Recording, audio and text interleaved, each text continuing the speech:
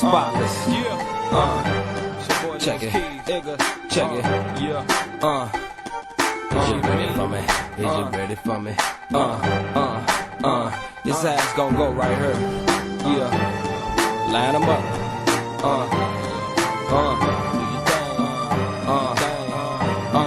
Yo. I pull up in a throwback car, gray 7-8 with the top that's hard. I'm finna plane it back, send it on black tires. Fuck a backseat to get its own backyard. Niggas act hard, try to put a Mac card. Stunt in front of they dame, they playin' back far. Cause they get they ass kick in front of they chick. And the niggas that they was with dip. Ain't that a bitch? Young keys flow under the weather. Come through something real big under the leather. Lil' mama, get your mind out the gutter. I'm talking about that 9, motherfucker. I grind like a hustler. CDs, tapes, the weed, whatever the case may be. I chase that cheese and never ever face Lil P. Now watch how I say still be. Here we go. Niggas know what's up. Sick flow, sick beats, finna blow what's up. Thick hoes, thick freaks, finna blow what's up. Hit drone, hit sweets, niggas know what's up.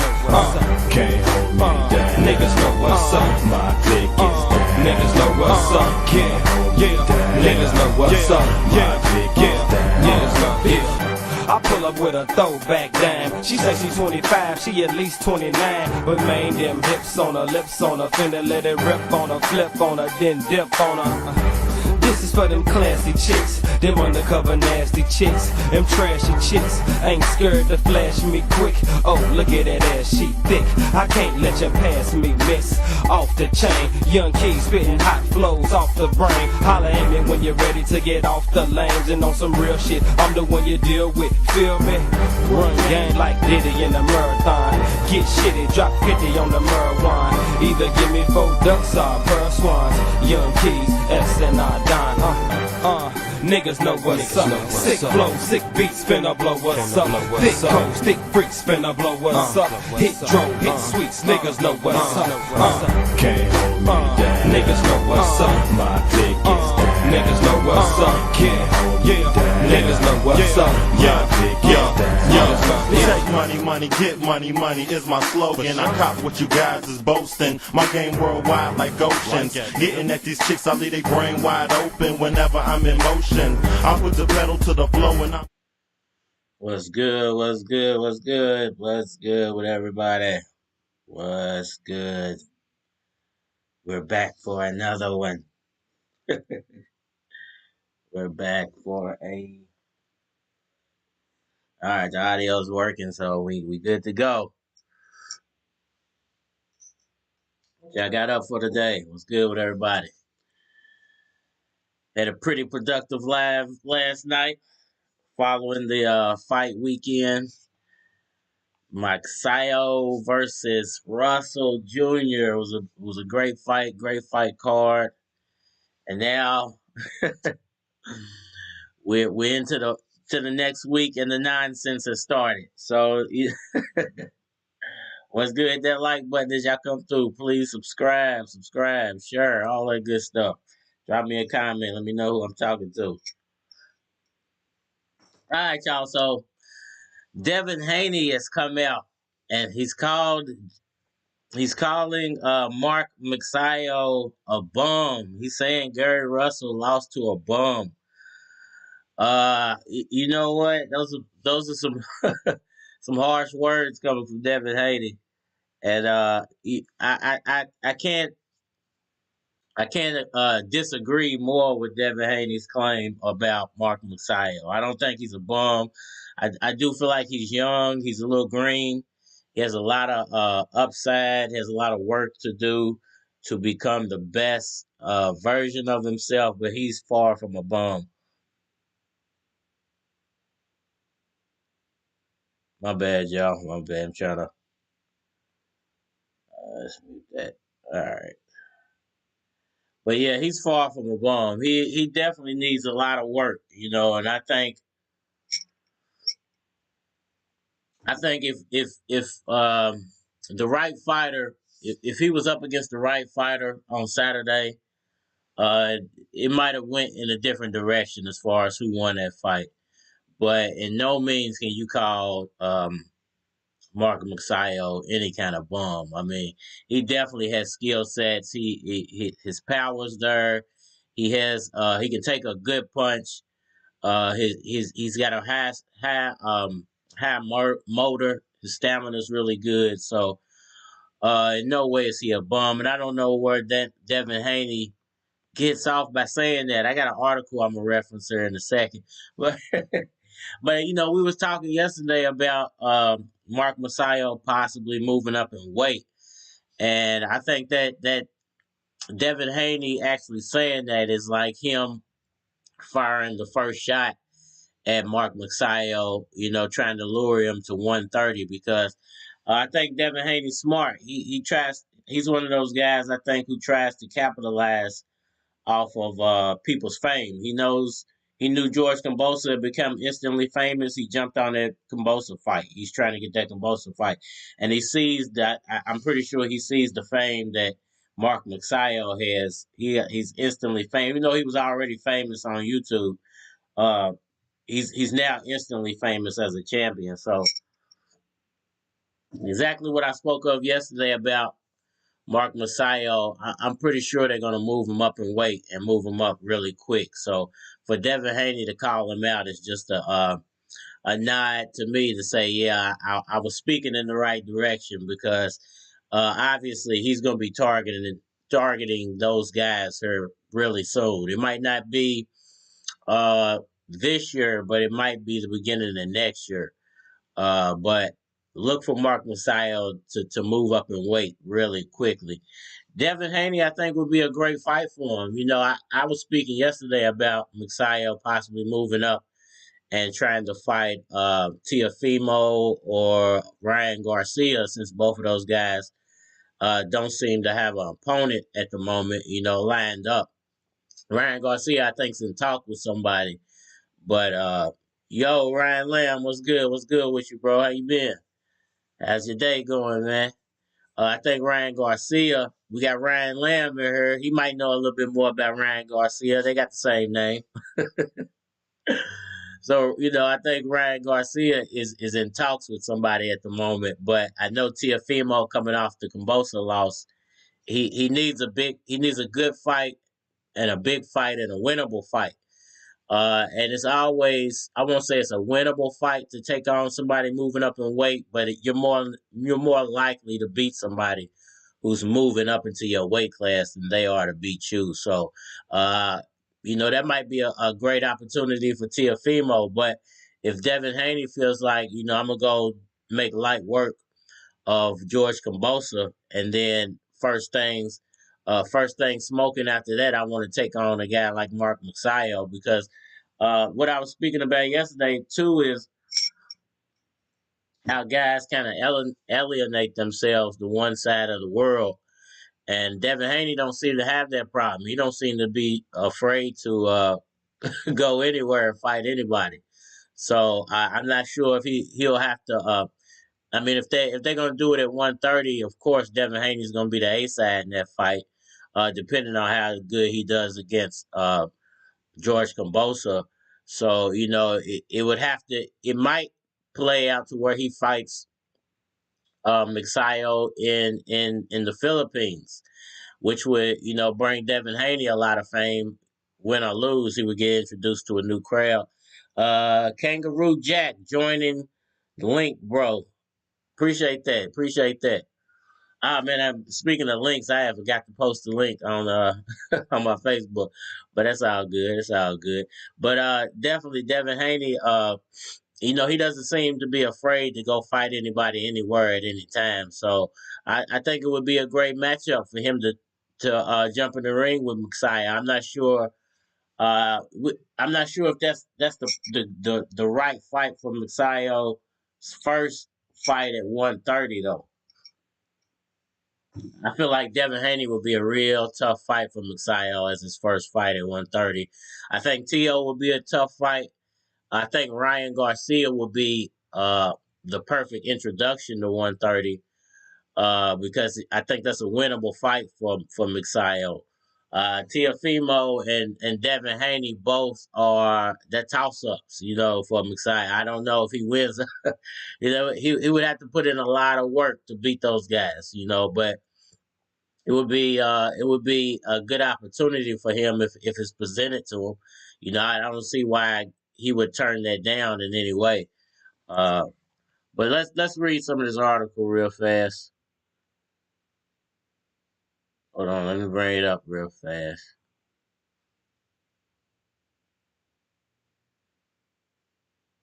Righty.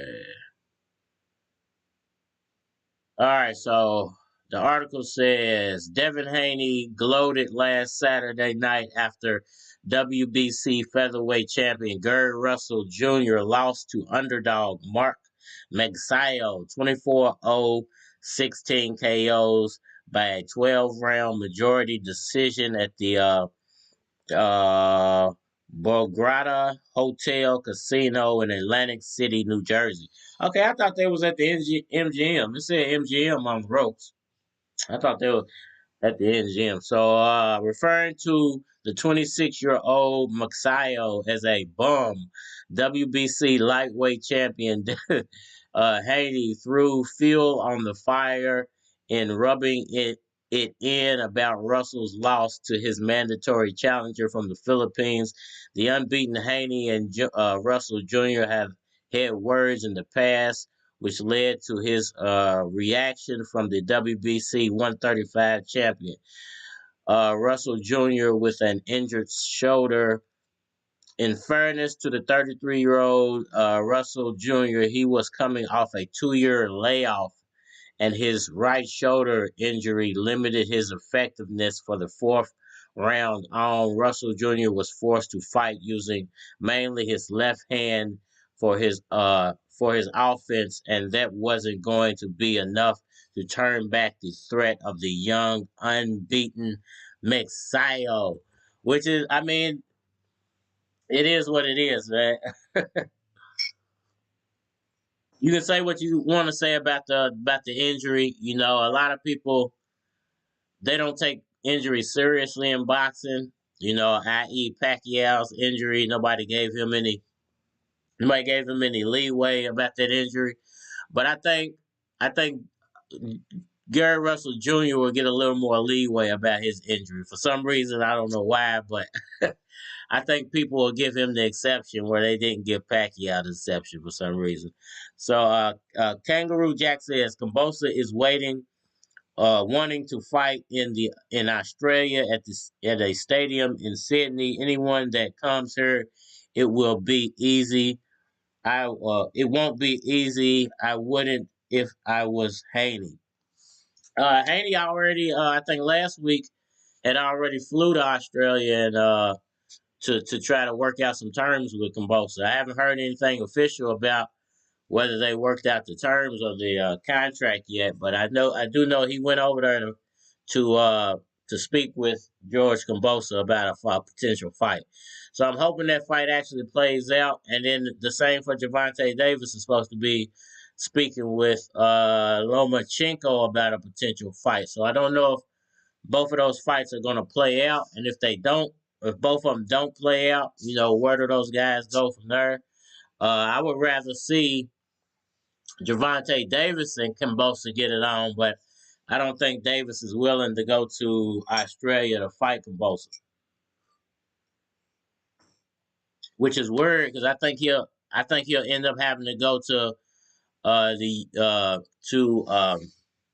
Russia or the Ukraine to fight. I'm not sure which one of those that Lomachenko lives in. I think it's Russia to fight Vasyl Lomachenko. So I don't understand why he wouldn't go to Australia to fight Kambosa, but he would go to Russia to fight Lomachenko. It's going to be interesting to see how that plays out. So let's say that Kambosa, Haney, they don't work it out, and Magsayo decides to jump up and wait immediately. He's not going to sit around and wait for Russell Jr. He doesn't want to defend the belt at 120. Let's just say he just says, okay, I'm going to move up and wait to 130. Does he immediately go after Devin Haney now that Devin Haney is kind of calling him out? I don't know why he's calling Magsayo out exactly. Calling him a bum. But I think that's an interesting fight. And why isn't he? Why wasn't he speaking about George Kambosa in that article as well? I think George Kambosa's his biggest should be his main. He should be focused on George Kambosa at the moment if he wants to make that fight, because like Teofimo, he could possibly put himself in a situation where he starts looking past Kambosa, and they do make the fight, and Kambosa ends up beating him, and that wouldn't be no good for Haney's career.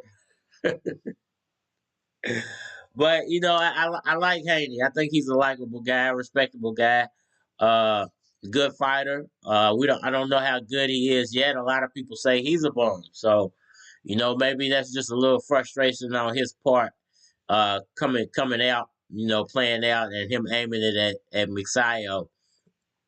But it's going to be interesting to see whether Magsayo decides to stick at 125, 120, 125, and wait for Russell Jr., or does he say, man, you know what, the money's at 130. Let me go on and jump up, and fight these Devin Haneys of the world, because they are calling me out. They are wanting me. They are saying my name. They got my name in their mouth, and the money's there. So go get the money. I definitely feel like his backers. He got Knuckles as one of his backers. Freddie Roach, is in his corner. And MP Promotions are the ones who promote him. So, it's going to be interesting to see where they decide to take Magsayo. I think he has a lot of potential and a lot of upside to make a splash at least 130, 135. If he doesn't decide to go all the way up to 140, maybe even 147 in the way in the future, maybe around 30. He's 26, so he got a lot of. He has a few years to where he can play around with these lower weights before he decides to make his move up. Because I do think with his body type that he definitely has the potential to move up in weight, and definitely at least, if nothing else, 130 to 135 definitely. If he doesn't want to go all the way up to 140, because I think that's when the competition starts to get real stiff at 140. You got to really be able to pack a punch and take a punch once you start going to 140 and beyond. The punch intensity starts to go up at 140. We got 6 or 7 people in here right now. Who's all in here with me right now? Drop me a comment, hit that like button for me. Let me know who I'm talking to. It's definitely gonna be an interesting week in boxing. Who's fighting this weekend? Let me see. Is the Josh Taylor fight this weekend? Josh Taylor. When is his fight?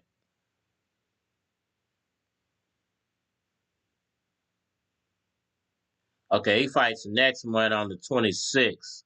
Fights Jack Cottrell on the 26th of next month. Let me see. Silent. No, Devin Haney is a email champion, while Magsayo is a true champion. He's an email champion. He's a champion to send the emails. Are you saying that they presented him with the email championship of the world?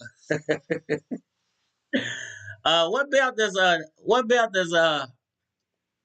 does Ryan Garcia have? Does he have the Ring Magazine belt at lightweight? He's the lightweight Ring Magazine champion, I think. He's the true paper champion. He's the real paper champion. Ryan Garcia's belt. Let's see what belt he holds. See, the true paper champion. Ryan Garcia has lost his interim WBC lightweight title. The American won the belt in January, defeating Luke Campbell by TKO. Garcia is scheduled to face Javar Fortuna in July, but withdrew from the fight. I guess he don't have no belts no more. I thought he had. I thought he had a. I thought he had a Ring Magazine belt though, but I guess not. So I guess Devin Haney is the true paper champ. He is the true paper champion of paper champions. Yeah. You know what? But you know, with all these belts, it makes it weird with all these belts because you know you never know what guys actually holding a belt. You know, and a lot of these guys are famous. You know, for nothing really. The belt that they hold really don't mean nothing. But they have a lot of internet fame, nowadays internet fame goes a long way. Internet fame it trumps a lot of famous people's fame. There are a lot of famous people who you know from movies and athletes, and they're not as famous as some of these bloggers and guys like Ryan Garcia, who basically came out of nowhere and became famous in boxing from Instagram. You know, but it is what it is. I guess some of the real superstars of boxing, they got to start taking a piece or learning from these younger guys and what they're doing with social media to blow themselves up. So even though they might not be as talented as some of these other dudes are in the boxing ring, they're very talented working at keyboard. They are very talented keyboard soldiers. So you can't hate that they you know they use social media to their advantage and to further their career. Even though in the ring, a lot of these guys don't stack up. It just is what it is. They just don't stack up. But Devin Haney's a real fighter, man. Taking nothing away from Devin Haney. I do feel like he's a legitimate boxer. He's not in Ryan Garcia's class. As far as you know, being on the lower level of boxing like Ryan Garcia, he's definitely an elite fighter. I can't take that away from Devin Haney. Even though the belt he might have might not be, or the way he got his belt might not be as difficult as some other people got their belt. But I feel like Mark Magsayo is going to be the wave of the future. You know, he definitely has the backing of the Philippine people and definitely that Manny Pacquiao fan base is riding with him. So it's only a matter of time before you know he really blows up. What he did this weekend was big, but it's only a matter of time before he really blows up. And I hope they take advantage of it in the right ways, and they actually do give Mark Messiah some type of other. He needs another skill set to hang his hat on. It can't just be that Pacquiao combination punch that he was using that he used to beat Russell. Because a better boxer is going to pick that apart if he doesn't develop his jab, if he doesn't develop his footwork. When he does decide to move up in weight and go to 130, 135, or wherever he lands at, they're going to pick him apart, you know, because Gary Russell was landing some really good shots on him. And if Russell, you know, I believe that he there was definitely something wrong with him during that fight. I feel like if he was firing off a right hand, that fight would have went a whole lot different. But you can't take nothing away from Magsayo. He won the fight. And he won it with combination punches and good combination punches. Russell just wasn't firing off enough. You know, he wasn't firing back enough. So take nothing away from Magsayo in that. Let me see. Who y'all got? Who y'all got winning the Kambosa Haney fight if that actually happens?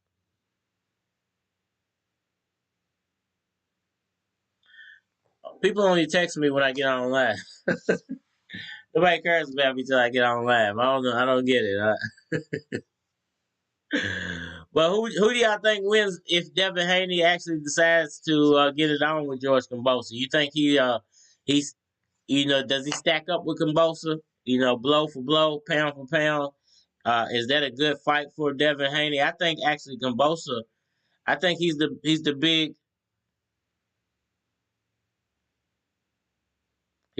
fish at 130, 135. because I didn't even realize how big actually body wise Kambosa was until he got in the ring with some of these others. Because when normally when you see him, he's standing next to somebody taller than him, and it makes him look even smaller than he actually really is. So when he got in the ring with Teofimo, who I considered a big guy for 130, 135, and I saw how much bigger he actually is than Teofimo, I was like, whoa.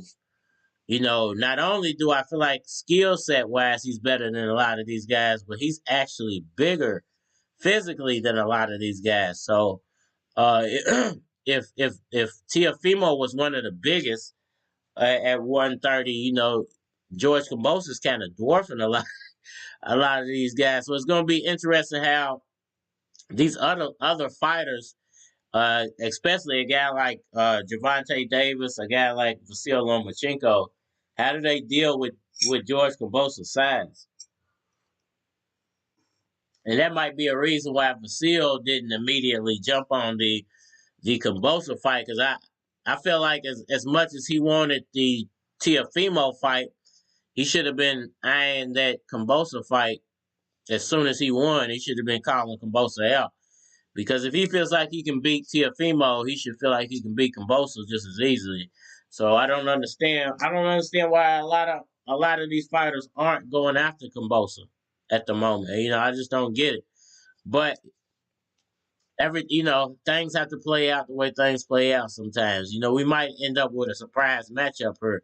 I know Gervonta is negotiating with Lomachenko, but the fight might not actually it might not actually happen. So if Lomachenko and Gervonta Davis don't end up actually signing off, then maybe Lomachenko does actually end up fighting Kambosos next, and not Devin Haney, because we don't know. We don't know if they're actually going to sign. Let me look that up. Matter of fact, if they're actually going to sign off on the terms, because it's gonna be weird for them guys to go to Australia and fight and think that they're just gonna be able to get a judge's scorecard victory because they're famous in America. I think definitely Devin Haney's he's gonna have to put up a great fight to beat Kambosos if they actually do it in Australia. Let me see, George Kambosos. Are they actually? See if they worked out any terms. George Kambosos tells Devin Haney to sell his jury. Okay, here's an article. This is funny. Uh, George Kambosos tells Devin Haney to sell his jury to make undisputed fight. George Kambosos told Devin Haney that he should sell his jury in order to finance a clash for the undisputed lightweight title. George Kambosos Jr. holds the IBF, WBA, and WBO belts and the WBC franchise belt, while Haney is the WBC lightweight champion. The 28-year-old Australian, he's only 28 years old. I actually thought he was older than that. So, wow, I mean, George Kambosos has a whole lot of upside. The 28-year-old Australian defeated Teofimo Lopez for his 4 straps, while Haney last defeated Jojo Diaz to retain his championship. The pair seem keen on meeting in 2022, despite interest from others such as Gervonta Davis, Ryan Garcia, and Vasyl Lomachenko. But Kambosos tweeted to Haney that money may be at the heart of any deal. Let me see. Devin Haney. Yeah. We all know you want a bidding war, but you know who's really putting up the money. You said I would be next, so keep that same energy. And Kambosos tweeted him back and said, "You and your team know exactly how make." I don't know why they. Okay, this is his exact tweet. So you and your team know exactly how make it happen. maybe sell some of your jewelry to help with that. You don't have to go to Jupiter, brother. Just 8,000 plus miles across the Pacific down under. And that is comedy. George Cabosa is a likable guy, man. And you you know your team. Okay, they just repeated. Haney. Okay, they just repeated what he said. I mean, that's kind. You know, and it seems like these two guys they want to get it on. And if money's going to stop this fight from happening, who is Devin Haney? Who's his promoter? Is he the Zone or PBC? Let me see. I think he's PBC though. Devin Haney promoter.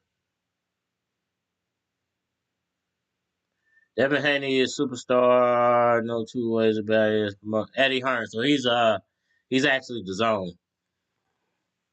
He's actually the Zone's fighter. So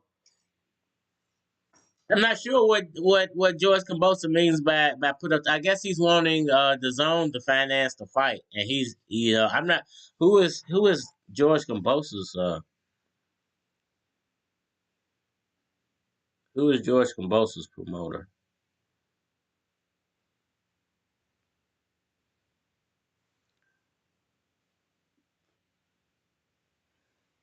Kambosa's promoter on TFP. Who is his promoter? I think he might be with like a promotional company. He's not actually with Luda Battle. Luda Battle has only such.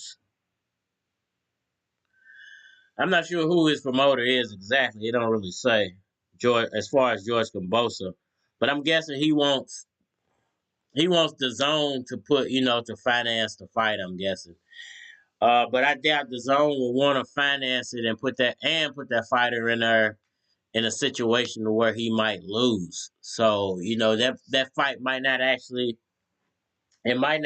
come to fruition. We might actually end up seeing uh, uh, him, George Kambosa, face off with somebody else. It might be Vasil Lomachenko. It might be Gervonta Davis. It might end up being Ryan Garcia at the end of the day. So it's going to be interesting how all this plays out. If they can't financially make the fight, which is sounding like they can't financially make the fight, it's going to be interesting to see if George Kambosa is able to hold out. Like you said, he wants a bidding war. If he's able to hold out to where he gets the fight he wants in Australia, or does he ultimately have to come back to America to defend one of those titles, off a mandatory situation? So it's going to be interesting to see how this play. Because I know Kambosa wants that. He wants that fight to be in Australia. He wants it in front of the Australian people. I think he feels like he has a better chance of getting a victory in Australia, even though he put on a great show here in America to beat Teofimo. But he had to go through a lot to get that fight and to win that fight. So ultimately, I understand why he wants to do his next fight in Australia. But if all his opponents kind of stall him out and make it to where he can't, get a fight in Australia, a big name fight in Australia, and they end up forcing him to come back over here to fight. That could be a stall tactic on their part. Just don't nobody sign a fight with him unless it's over here. And then force him to either fight or nobody, and not really make any money, or come over here and fight them on their terms. Tashawn Wagner, what do you think about Boots? Man, I did a whole Boots. I did like 2 days worth of Boots content last week. I got some Boots videos up so far, but I like Boots. I think Boots is the truth. I actually think Boots. I think Boots has the talent to beat Spence and Crawford. Aaron Crawford, to be honest with you, Bob Earl said Crawford would beat all welterweights in one night. I think Boots would beat all of these welterweights in one night and probably have fun and probably enjoy doing it the whole time. He might be skipping from ringside to ringside, laughing at these guys as he beating the crap out of them. Boots is a special character. I'm gonna say that Boots is a special fighter, and I think a lot of these guys are actually not to jump off the George Kambosos lightweight topic, but I think we covered that pretty well for tonight. But I think Boots has got a lot of these guys spooked out of their draws, man. I think a lot of these guys are kind of avoiding Boots at the moment. They don't even want to bring his name up because they know he's a threat. And for them, for Crawford or Spence to lose to a guy who's completely unknown at this moment, unless you're in the boxing world, Boots is not famous at all. But Boots has the talent to beat anybody they put in front of him. And I think Boots's biggest threat at the moment is actually Virgil Ortiz. It's not Crawford or Spence. Is actually Ortiz. So what you might end up seeing is them stalling Boots out and forcing him to have to fight somebody like Ortiz to get to them. So I think Boots is in a weird predicament because he don't have a promoter. So promotional companies are never gonna want to put their fighters up against him because he's so good. They're gonna want to make some type of money off of him. You know what I'm saying? So they would never actually face their fighter up against him to lose. So he's in a peculiar situation to where he's either gonna have to fight low level names until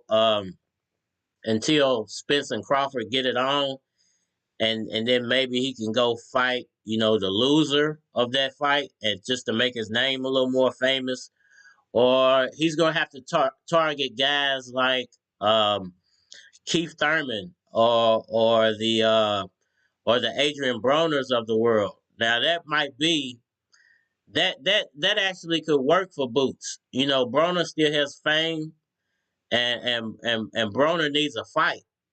So, I think Boots might want to target Broner since nobody else wants to fight him.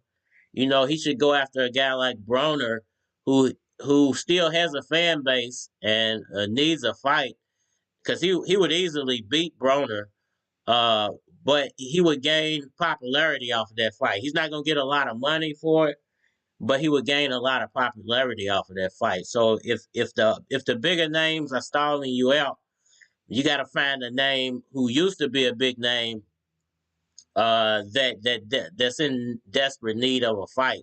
So I think Boots, his next fight should be actually Adrian Broner. He should actually be going after a Broner fight because it would be easy to make. He would get a nice paycheck for it, and it would put him in front of a decent enough crowd to where people would finally start to recognize who he is. Because I think he's so talented. Guys like Thurman, Spence, Crawford, guys like that of that caliber, they're not gonna want to fight him. Maybe he can get a Danny Garcia fight, maybe a Mikey Garcia fight, which would also be good. It would put him in front of a good audience. It would actually give him a better payday and a bigger audience than Adrian Broner would. But I think the Broner fight would be really, really easy to make for him. If he wanted to go down that road, and it would be a easy win for him. Get him in front of that PBC crowd and get him another knockout because I think he would knock Broner the F out real quick. To be honest with you, but if he wanted to make a serious payday, I just thought about this. If he wanted a serious payday, Mikey Garcia is always out there. And Mikey Garcia comes with a big fan base. So I think if he wanted to make a name for himself, those are the names he needs to be going after. Because the top tier, even though, Keith Thurman has dropped a level, he's still a top tier welterweight. But the top tier guys, Crawford, Spence, Thurman, maybe even Ortiz, even though Ortiz, I think his power is a threat to anybody. I think those guys would stray away from a Boots fight because Boots is too dangerous. But you do got your second tier fighters, your third tier fighters like Danny Garcia. Mikey Garcia will be a big paycheck for him. You got who else is out there? You got the Adrian Broners of the world that are out there. So there are a few names that he can match up with and make a easy fight for him, make a quick, good paycheck and an easy fight. I think Mikey Garcia, out of those three names, he would make the most money off of. I think Mikey Garcia needs a good fight at welterweight. He's been looking for a good fight at welterweight. And Mikey Garcia has a big fan base, big Hispanic fan base that Boots could play off of. And Boots could get himself in front of a new crowd, a new audience, and really sell himself on the Mikey Garcia fight. And it would be a tough fight. Mikey's not a pushover. It would be a tough, probably one of his toughest opponents up until this point. Now there is a ace in the hole for Boots. And Gerardo, I'm gonna get to your question here in just a second. There are a couple of aces in the holes out there for Boots. Now, and I spoke about this yesterday, and I don't know, Boots is, I know he said he don't want to sign with a promotional company, but listen to me. Boots has a golden opportunity to go sign with Top Rank Boxing. Bob Earl is in desperate need of a great welterweight. He just lost Terrence Crawford. He's in a lawsuit with Terrence Crawford. But on Bob Earl's side, he has $5 million, $6 million to play around with that he was paying Crawford, that he was guaranteeing to Crawford, that he don't have to pay Crawford no more.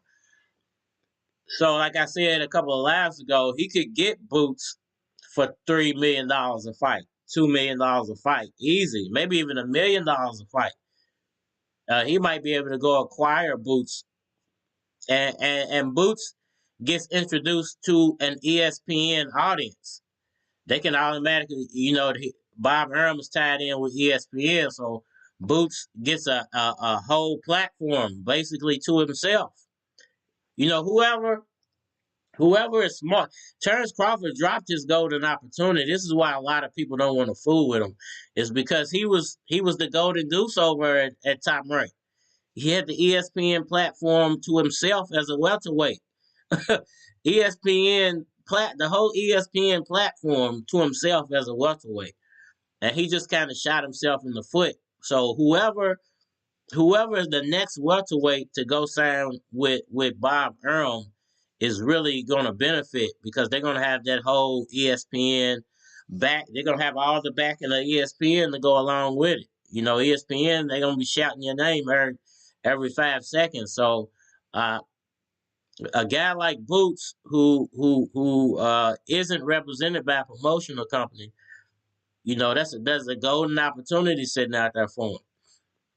And not only that, there's already a built-in fight sitting there waiting for you with Josh Taylor. So Boots could go sign and get $1 million guaranteed contract from Bob Earl and get a potential Josh Taylor fight as his first fight with Top Rank.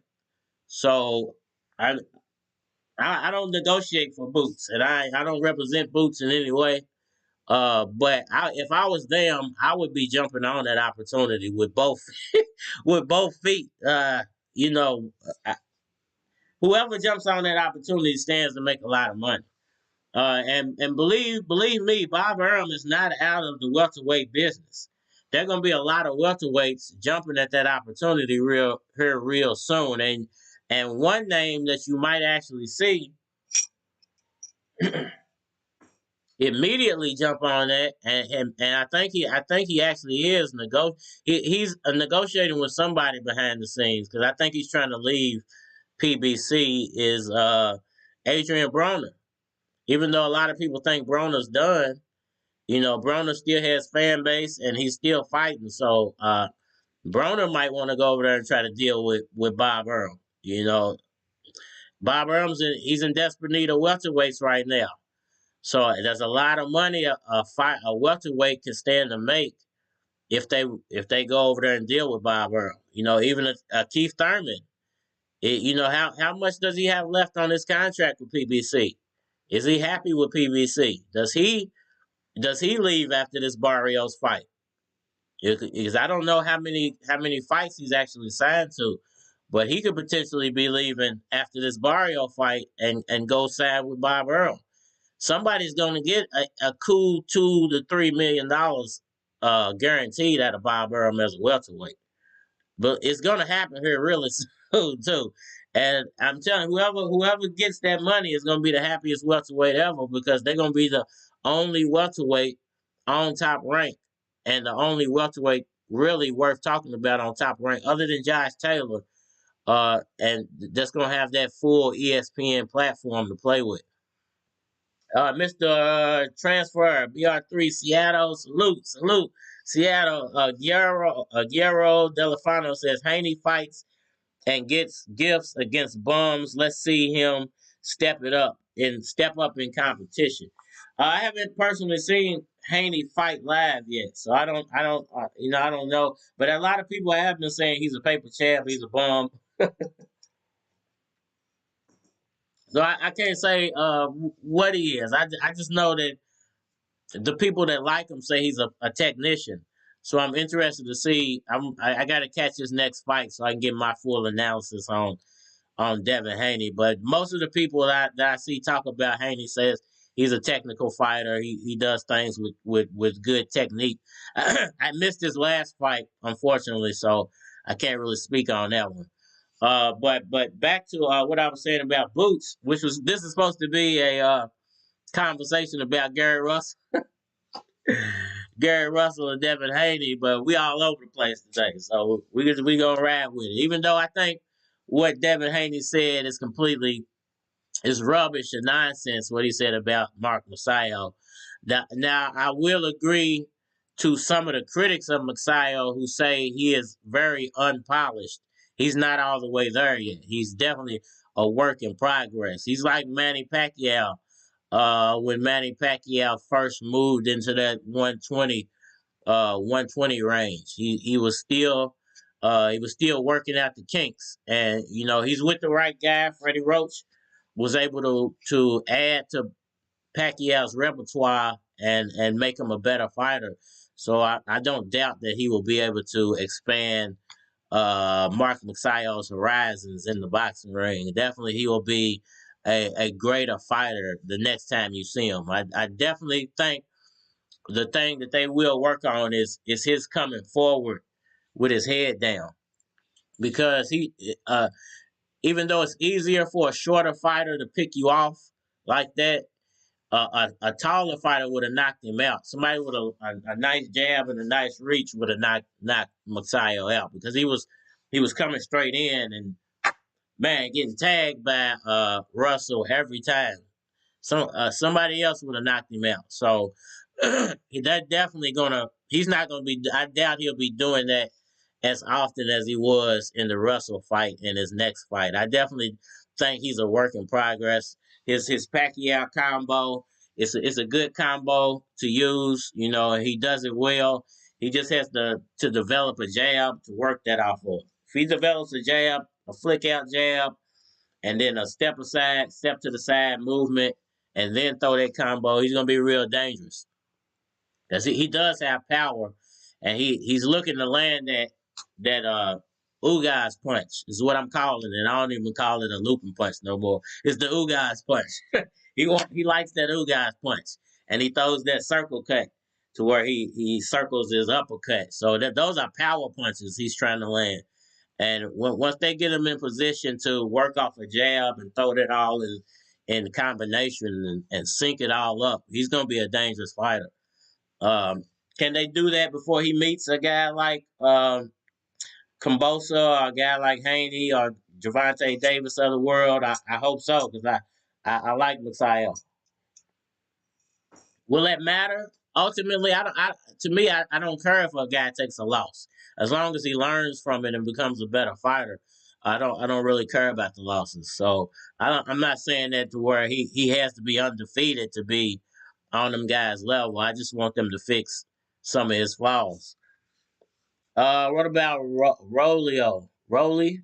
I've never seen him. I've heard his name, but I've never seen him fight. I'm just now hearing about Rolly, to be honest with you. I've never actually seen him fight. I don't even know what he looks like yet, to be honest with you. I've only heard his name a couple of times. I was about to. Okay, I was trying to get back to Boots. As far as Boots go, and the Bob Arum situation, look, there are a lot of somebody is gonna really gain off of Terrence Crawford's misstep here, because I think he shouldn't have left Top Rank. I don't think that was although he definitely should have been negotiating with Bob and try to get an even better contract, but I don't think he should have left Top Rank, because I don't feel like him going to PBC is going to make his situation any better. Even though there are more fights ultimately to be made over there, I don't think PBC. I don't think they can offer him the money that Bob Arum was offering him. And this is the thing about Bob Arum and the money Terrence Crawford was making. He was only making that money because he was the only credible welterweight on Top Rank. And Bob Arum no longer had Pacquiao to pay anymore. So he could pay Terrence Crawford. He could have probably paid Terrence Crawford more than that, like the Pacquiao numbers he was paying Pacquiao. But because, nobody's pay-per-views are doing Pacquiao and Mayweather numbers no more, Terrence Crawford, he was kind of boxed into one price range, which was a high. I think he's making guaranteed more than most fighters, more than a lot of people. So it wasn't like he was getting paid peanuts or something. But I do feel like him leaving, it creates a void for somebody to step in and seriously take advantage of that situation over with Top Rank, ESPN, and the money that Crawford left behind. Bob Arum is no longer paying Terrence Crawford $5-6 million as a welterweight anymore. So whatever welterweight steps in there is immediately going to get rich. Whether they ultimately have success with Bob Arum, that's not the question. Are they immediately going to become rich? Definitely. So whether it's Keith Thurman, running his contract out with PBC and switching sides and going with Top Rank, or it's Virgil Ortiz leaving his situation and going to deal with Top Rank because of the money, or if it's Boots Ennis, leaving his situation and going to deal with not really leaving this because he doesn't have a promoter, ultimately just going and signing with Bob Arum. And I think Boots is the most likely because he don't have no representation. And he needs an audience. He needs the machine right now.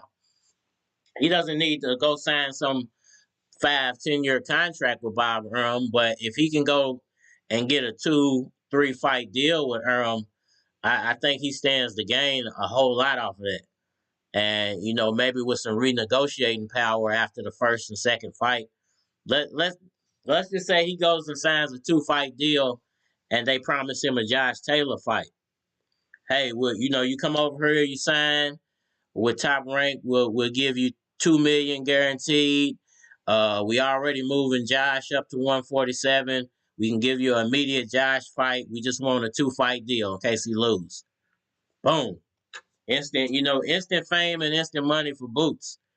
And that can happen for a lot of fighters right now.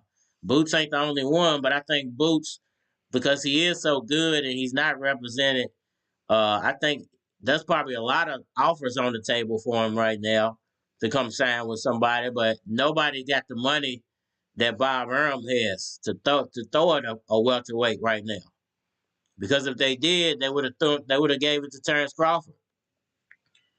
And what Boots has going for him is he's more talented than Crawford and Spence. Quiet as kept, Boots is more talented than both of them guys. And I've only seen a very small amount of footage of Boots. But what I did see is shocking, and if they put him in the ring with either one of them guys, he's gonna give them a whole lot of trouble. And you know what? And speaking once again of Bob Earl and his conniving ways, I wouldn't be surprised if he does. I'm telling y'all, don't be surprised if Bob Earl ends up with Boots and ends up sicking Boots on Crawford like a rabid pit bull. I'm just saying it might happen. It might happen. What'd you say? That Tashawn says that's my boy, bro. He tough. You talking about Rolly? I gotta check him out, man. What division is he in? Tashawn, what division he in? Top rank get the best fighters. I'm saying because they got the money to pay for them. They definitely have the money. I'm not saying that Terrence Crawford was the best welterweight out there. There's a lot of good ones because he hasn't been matched up with all the greats welterweights that are out there of today. So I can't say he's the best, but he's definitely among the best. And Top Rank has a lot of money. When they lost Pacquiao, they had a lot of money to play with. And now they lost Crawford, so they got a lot of money to play with. A lot of money to play with. And you know how conniving Bob Earl is, man. I wouldn't be surprised if he signed Boots out of spite of Crawford.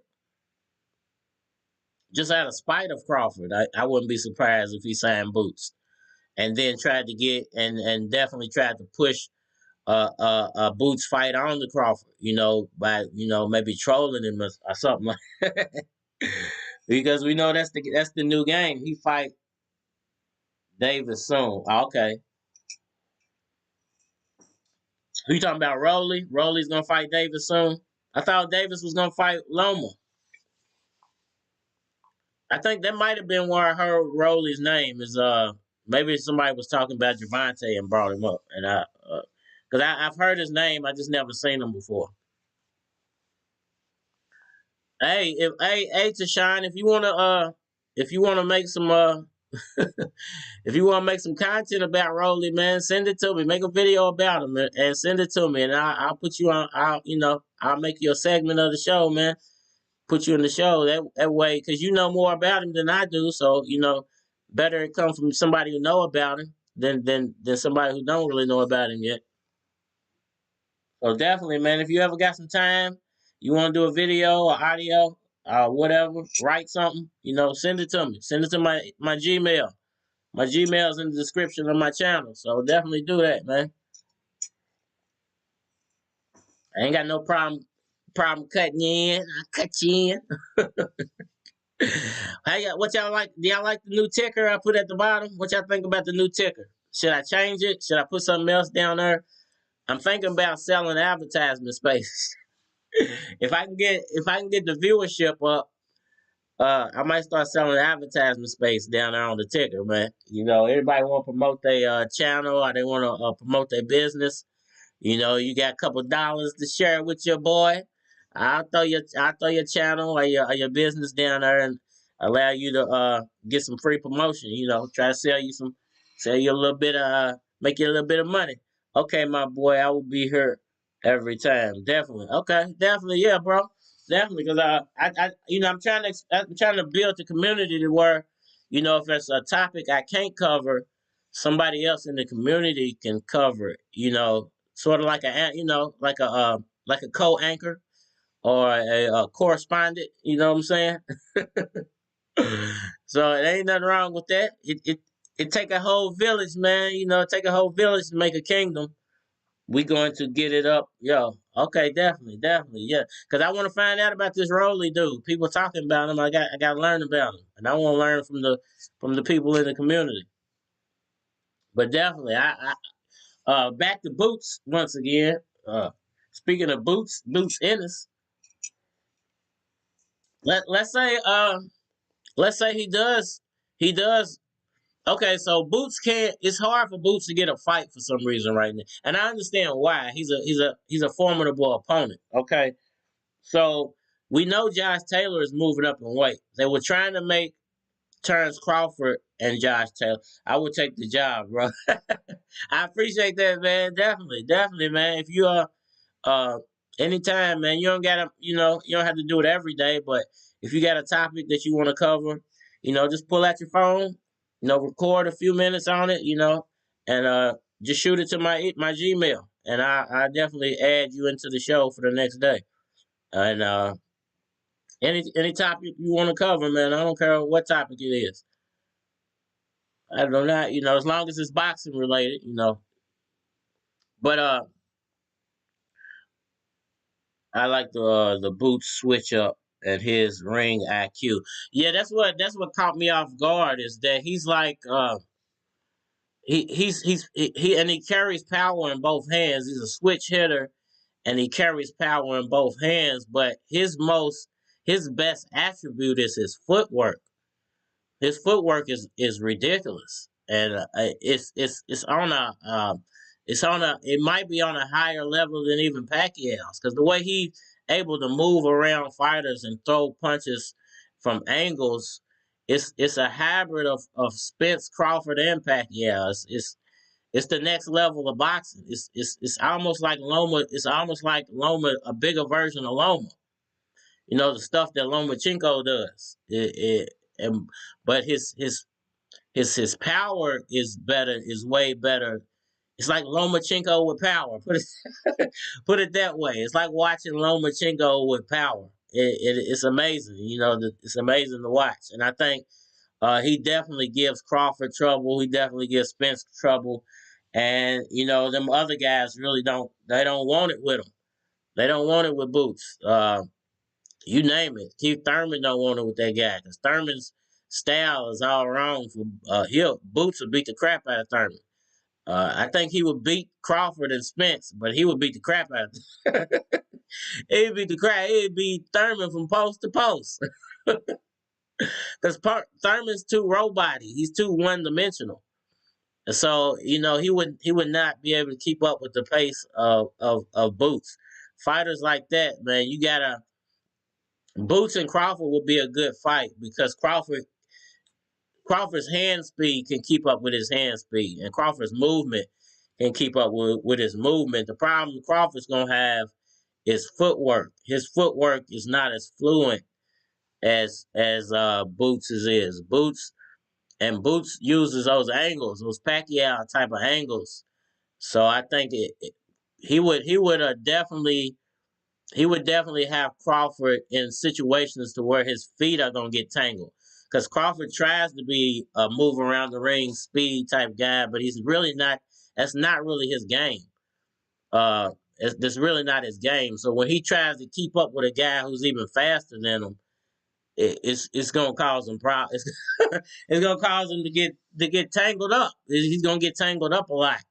And I don't favor Crawford in a tangled up type of situation because people already question his chin. So when he starts getting tangled up and headbutts start flying and stuff, I'm just saying it might get ugly. It might get ugly for him real quick. And I know a lot of people like Crawford. I don't diss Crawford. I dislike him or nothing. I just think Crawford's not as he's not the pinnacle. And Spence ain't the pinnacle either. I think actually Boots' skill set might be the highest welterweight level of skill set at the moment. And he's just not famous enough yet. Now I am interested to see if Josh Taylor's skills move to 147. And he's able to do some of the stuff he was able to do at 140 at 147, which I doubt. But it's good. I got my eye on Josh Taylor as well because I think he can make a splash. That's what I was trying to get at. I then went off on the tangent and forgot where I was going. But I think Boots and Josh Taylor, since he can't get a high profile fight with Spencer Crawford or Thurman or Porter, maybe even Danny, I think he can get I think Mikey would be probably willing to fight him. But I think if he can't get that fight, what he needs to be doing is, even if he don't want to sign with Bob Arum, maybe negotiating with Arum to have that first Taylor fight. That first Taylor fight at 147 could really benefit Boots Ennis. You know, Boots Ennis. I think Boots Ennis is in prime position to have the best 2021. I mean, 2022, 2023. As long as he takes the right steps, because Crawford's situation is so messy, and I'm telling y'all, this Crawford situation is gonna bleed over into the Spence fight. It might not happen this year because of this lawsuit. And quiet as kept, y'all might see Terrence Crawford actually go into retirement soon. I'm hearing some rumblings about retirement for Terrence Crawford. I'm hearing some stuff, but you know, I'm not saying that's a guarantee, but his options are looking weird. So it's gonna be interesting to see how Terrence Crawford plays this out. Does he go independent? Does he go sign with PBC? Does he go try to sign with a joint venture with Mayweather? Does he go with Oscar? Does he go back to Bob? Because I think Bob is the least likely chance. Which I'm telling you, it opens the door for somebody though. Every door that closes for one person opens another door for somebody else. So just because Terrence Crawford don't like that guy and Terrence Crawford don't want to deal with him as a welterweight, the same way Pacquiao left and same way Mayweather left and Pacquiao benefited, same way Pacquiao left and Crawford benefited, Crawford now left and somebody else is now going to step in and benefit off the fact that he's no longer there. And I like Boots, man. I want Boots to do good. I want the right stuff to happen for Boots. And I think although playing with Bob Erm is always a dangerous game, it's a double-edged sword. Bob Erm can definitely put Boots in position to be the best welterweight out there. Even though he might already be talent-wise, he's not able to get the fights he needs. So I hope Boots does what's best for Boots. You know, I don't run. I hope he does what's best for him, because I mean, if he wants the money, he wants the fame. You know, going and jumping on that top rank opportunity, why it's hot, why it's there, why it's $4 or $5 million of free money being tossed around right now. He should go jump on that opportunity. Virgil Ortiz as well. You know, he can go over there and get a big paycheck. Yo. Bro, I was on the call line to talk to old boy about the fight. Yeah, yes, it's Red, man. What's good with you? Who this?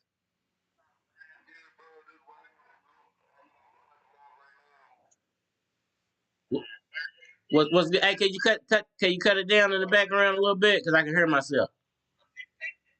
Oh, yeah. What's good, though?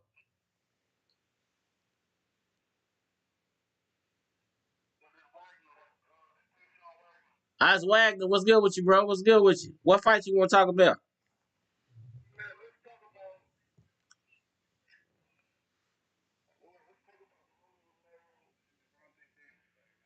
Definitely.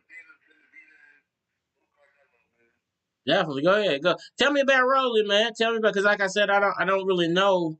I don't know too much about him.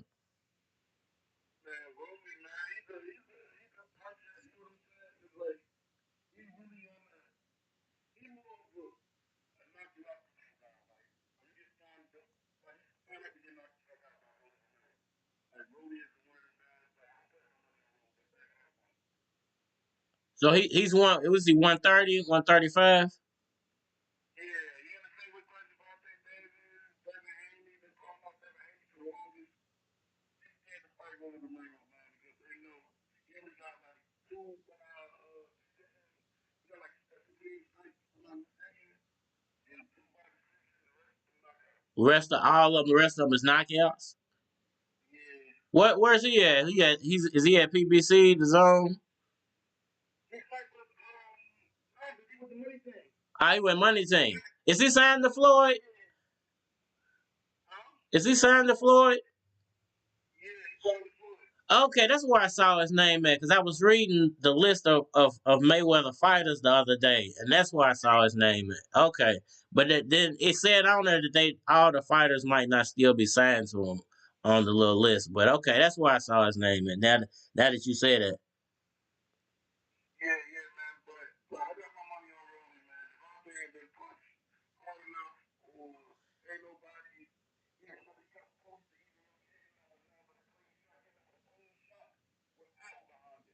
hey, how does that gonna work out? Then you think they actually gonna match them two up, being that Rolly's at with Mayweather and Gervonta's with PBC?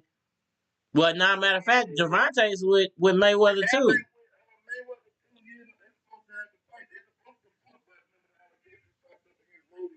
So they put Isaac Cruz in his case. Oh, okay, okay. He got cleared of all the charges. Now he activated his mandatory again, man. He's fighting again. Also, is the fight on? I thought Gervonta was gonna fight Lomachenko. I thought he was negotiating with Loma. Nah, all we waiting for is Jay. I think Chico's gonna make it. Both of them. That's the fight I was hoping it was gonna happen in the first place, and then I heard the Look, Devin. now here we go. Here we go right here. What about Chico Stevenson and Ortiz? Victor Ortiz. Yeah, they supposed to fight. They got a fight coming up right there. They already the fight's already signed. Yep, we already signed it ready to go. They got a big night. I think the date is in April. It's in April. Yep. It's a lot of big fights being made, man, and I always find out about them late. But I'm definitely glad you called in, man. Let me know all this stuff because this is fights I don't want to miss and new fighters that I don't want to miss out on. Yeah, man. So I'm just gonna put you on, man. Hey, so what do you think about is Shakur Stevens 120, 120, 125 too, ain't it? No, he in the same weight class as Devin Haney and them. They all in the same weight class. I thought he was fighting at 120. No, they're all in the same weight class. Ah, okay, Devin okay. Haney, all in the same weight class. They all in the same. But they don't want to fight each other though. But they all in the same weight class. Because I was gonna ask you what about Shakur Stevens and Magsayo? What about that fight? No, that's not happening. But he's fighting. He's fighting. What's the motherfucker? He's fighting Ortiz. Who should who you talking about? No, Shakur Stevenson fighting Ortiz. Oh, okay. That's okay. So yeah, that's good though. But I'm saying, the man, this your boy, right? He's there with him. Who's that?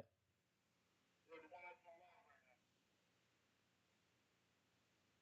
Who? What you mean? No, that's me. That's me online. Oh,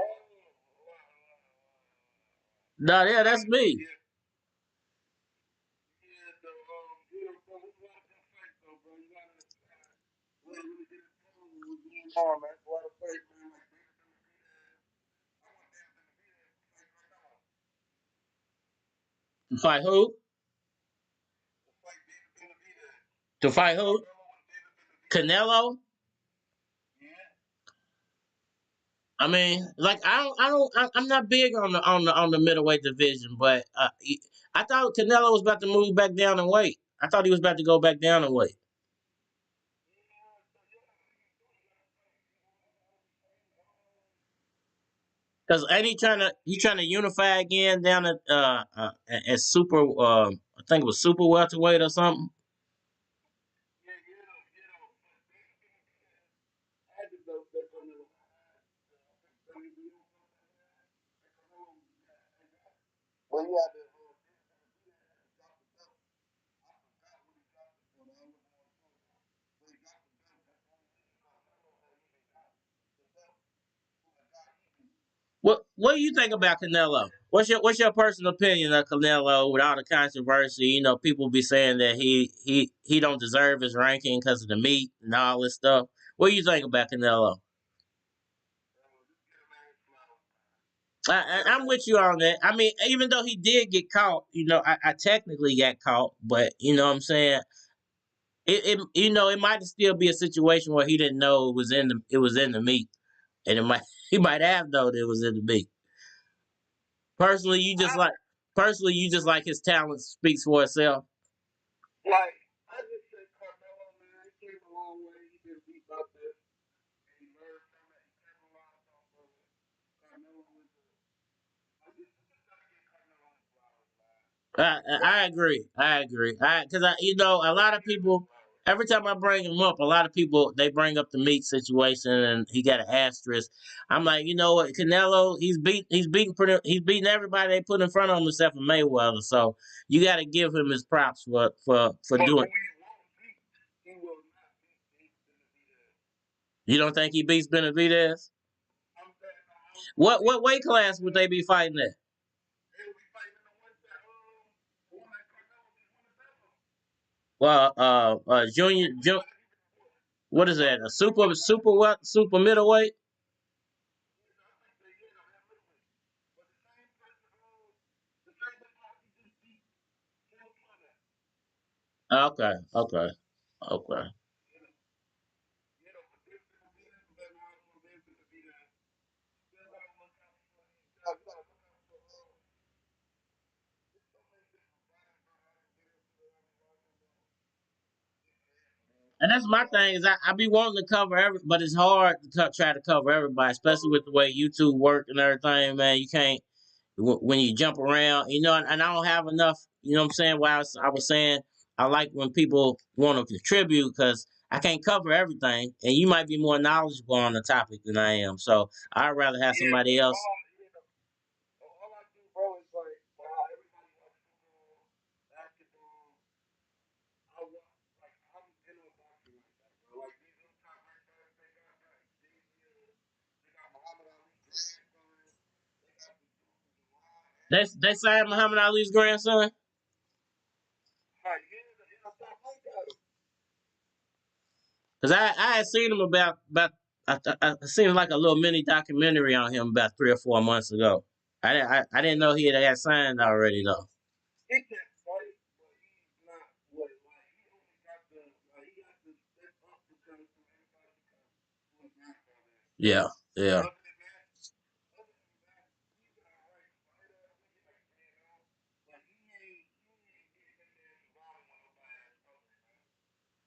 yeah. And, a lot of fighters that be like family fighters, like they come from Atlanta. They don't always pan. You know what I'm saying? They don't always pan out when. Even though he might, you gotta give him time to develop and stuff. He might pan out, but most of the time when you come, those guys who come from like lineage, when they trying to do what somebody else in their family did, they usually don't work out. Yeah, that's not gonna work for him though. We got it's some pretty good fighters. This year is gonna be the year, man. This year is gonna be the year, man. But on both situation though, I really think That's what I was about to ask you too. What do this you think? What do you think Boots should? I mean, with Top Rank not having Crawford no more, is a golden opportunity for Boots sitting right there. I don't think Bob Heyman is really gonna I don't think Heyman is really gonna put all his eggs in one basket with that with I mean with Boots. I think he would if he do sign him, I think it would just be to get back at Crawford like he said. To just try to sick him on Crawford and get a Crawford fight. And that may just if you're trying to sue me now with putting my fight on you. Just like you said, and I don't think Crawford would even take that fight because And then he yeah, basically like I don't think Crawford would take that fight because he would lose everything. You know what I'm saying? Like his record, he would have to come back and he has to try to get a rematch. He might lose that rematch. So it's like I don't even think Crawford would even really try to take that fight with Boots because he knows Boots is the boogeyman in that division. yeah, Boots is definitely man. And like I said, I've seen limited footage of it, but everything I saw was like, oh my god, this dude. And I was surprised I had never seen him before. I've heard of him, but I ain't never seen him. I'm like, damn, why are they hiding this dude at? Yo, this guy, man, I've been watching him for a minute. Just like I've been watching Rose for a minute. I've been watching him for a minute, man. This guy, it's like I told you, I like the way he switch up. Like, he switched from southpaw to Yeah. to It's fluent. It's crazy because it's fluent. The footwork, the hand speed, it all moves like in one motion. You know, and I like how he got power in both hands. He got Yeah. great IQ. He know how to set you up just how he wants you. And he can figure you out within a first. Within a first 40 seconds of the fight, he can figure you out. You can tell how he's gonna put you to sleep. All right, let me ask you this then. We know he wouldn't. Terrence Crawford wouldn't be silly enough to take the Boots fight if he signed with Bob Arum. Ain't But nobody do you gonna think do that. Arum would sign Boots and face him up with Taylor? I don't think they'll take that. Like these guys ain't trying to get that. They trying to get that off. Ain't nobody on their right state of mind is gonna go in there that man and literally think they will come out for the victors. The only way it will happen is they become mandatory like he said though. What I think they should have did was made all of them fight. I don't care nobody. They should have made That's why I always say boxing needs a tournament, they man. should have made Terrence. They should have made Terrence fight Big Yuki fight I would have used the first to see Yuki versus Boots. Yeah, I was about to say that too. Yeah, yeah. I mean, it makes sense. It would make a lot of sense. If they win one of them fights, they the winner. Let them say the winner of the fight. Now we can all be undisputed. Now we can say Ali is undisputed now. Like it's not like back in the day when Ali had to fight Foreman and Frazier. Like these guys moved up each other. I mean, They yeah. moved up each I, other now. I mean, this So that that's what this is what Mayweather created, man. This is the Mayweather effect in boxing, and it's. yeah, but look right now, here we got the question right here. Who do you think who do you think Charlo should fight? Who do you think Charlo should fight? Which one? Charlo. The younger brother, the one that said 154. Yeah, the one I want to fight Carmelo. That's the one that's the older one. That's the older one. I mean, if he got an opportunity to jump on the Canelo fight, he better jump on it. I mean, that's gonna be his biggest payday ever. No, I think they should do it. I think they should make the Charlo fight bigger than it be that they would want that fight. Gets to fight Canelo. Carmelo.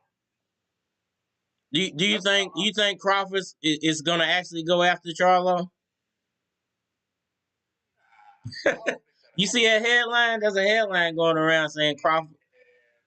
and Charlo told him he don't make enough. Yeah, he ain't making enough. He don't want that smoke. Nah. I mean, what? All right. So what do you think Crawford's options? What's Crawford's options then at the moment? At the moment, he'd have to sit back and think to win that fight. You think there's a chance he's gonna lose? So, Spence, Yeah. he might have to stick around and see. He might have to stick around. Also, might have to stick around and see who win that fight out of Spence and you guys, and then try to fight one of them. Yeah. I mean, I don't. I mean, obviously it's gonna be Spence. To me, I mean, it's just I just don't see them. But look though, you forget what you said though. You guys got that who can lay hands. I He went just in you know hard, bro. if He Manny if Pacquiao, bro. He beat Manny Pacquiao. He he beat he Manny did. I ain't Pacquiao. taking nothing away from him. But my You thing understand is, though, bro? That man, bro, he's a Cuban fighter with, he's a Cuban fighter with the same Cuban knowledge when he first learned how to fight. well, my thing is this: if let's say he do beat Spence, is the Ugas Crawford fight is not gonna make no money. It ain't gonna make no money, but you know what I'm saying? And that's the problem. I think it even though it is boxing and this is a real sport, it becomes politics at this point because they're not gonna make no money off of matching you guys up with nobody. So I mean, their best bet Everybody is to got a have piece of the cake, Spence. ain't it? Is just to have Spence win the fight. Who you think? Okay, cool.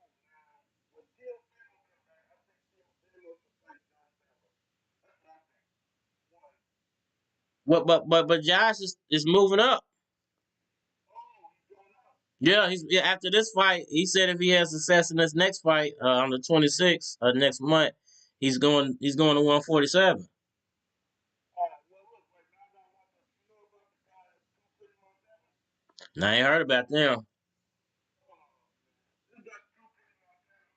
This guy from, Cleveland. Look up too pretty Montana, man. I'm gonna look him up. I'm gonna follow him on Instagram and stuff. Yeah, Too pretty. Hold on, I write that down. man, that guy is crazy. What is he in? He fighting the same weight class as Andre Davis now in his Man, they weight classes becoming stacked. I ain't heard about none of these new dudes. Too pretty Davis, No, Montana. Montana. Too pretty Montana. Okay. You know, too pretty Montana. You got this, the guy from, CRAWFORD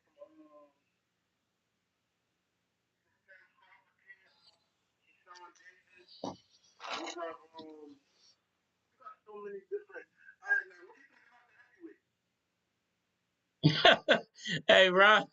Ron says I want to do steroids with Canelo. What do you think about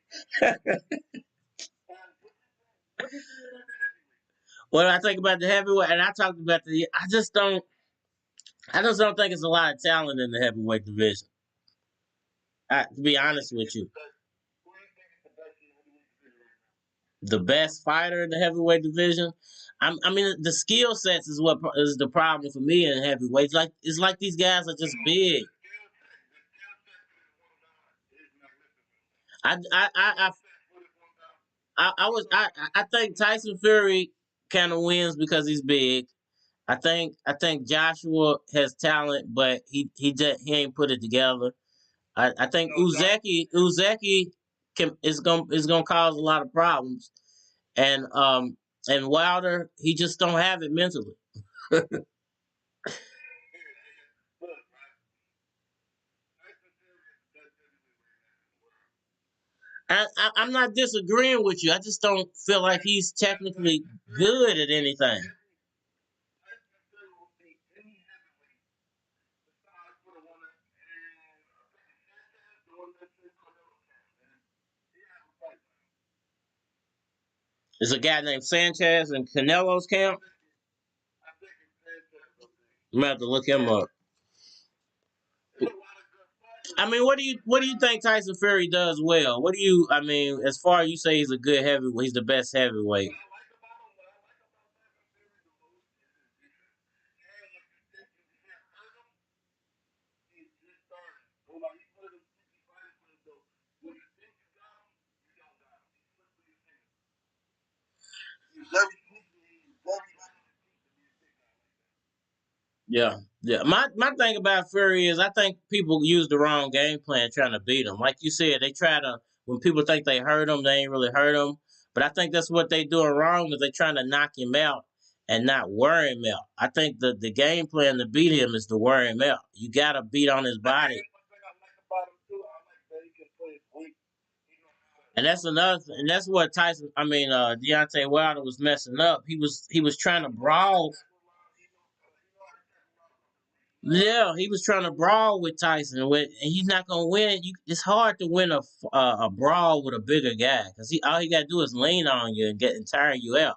So I mean, if you're gonna tire yourself out anyway, you might as well move around the ring and tire yourself out. yeah, but then when you tie yourself out, you're gonna be quick.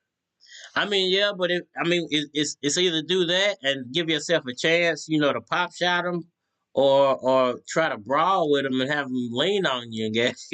I mean, either way, I think it's a better option to try to move around him, and Look right now. How do you feel? I know. How do you feel about Javante Davis? Honestly, about. do you think he's the champion? Do you think he's the best pound fighter? I mean, the champions are who the champions are. His problem is you got to go fight these guys. Why ain't he fighting? Now, Well, this is the you thing. know what? And I respect Davis, and I like Davis so much. I thought he was gonna be the first one to say I'm hopping on the plane to go talk to Gambosa. And when they said it was Haney, I was kind of disappointed, to be honest. Look, man, this is what I think, man. I think Javante Davis I think he's not a star, but he ain't been pushed enough. He been playing up under nobody. But see, and this is what people forget is look who's backing him though.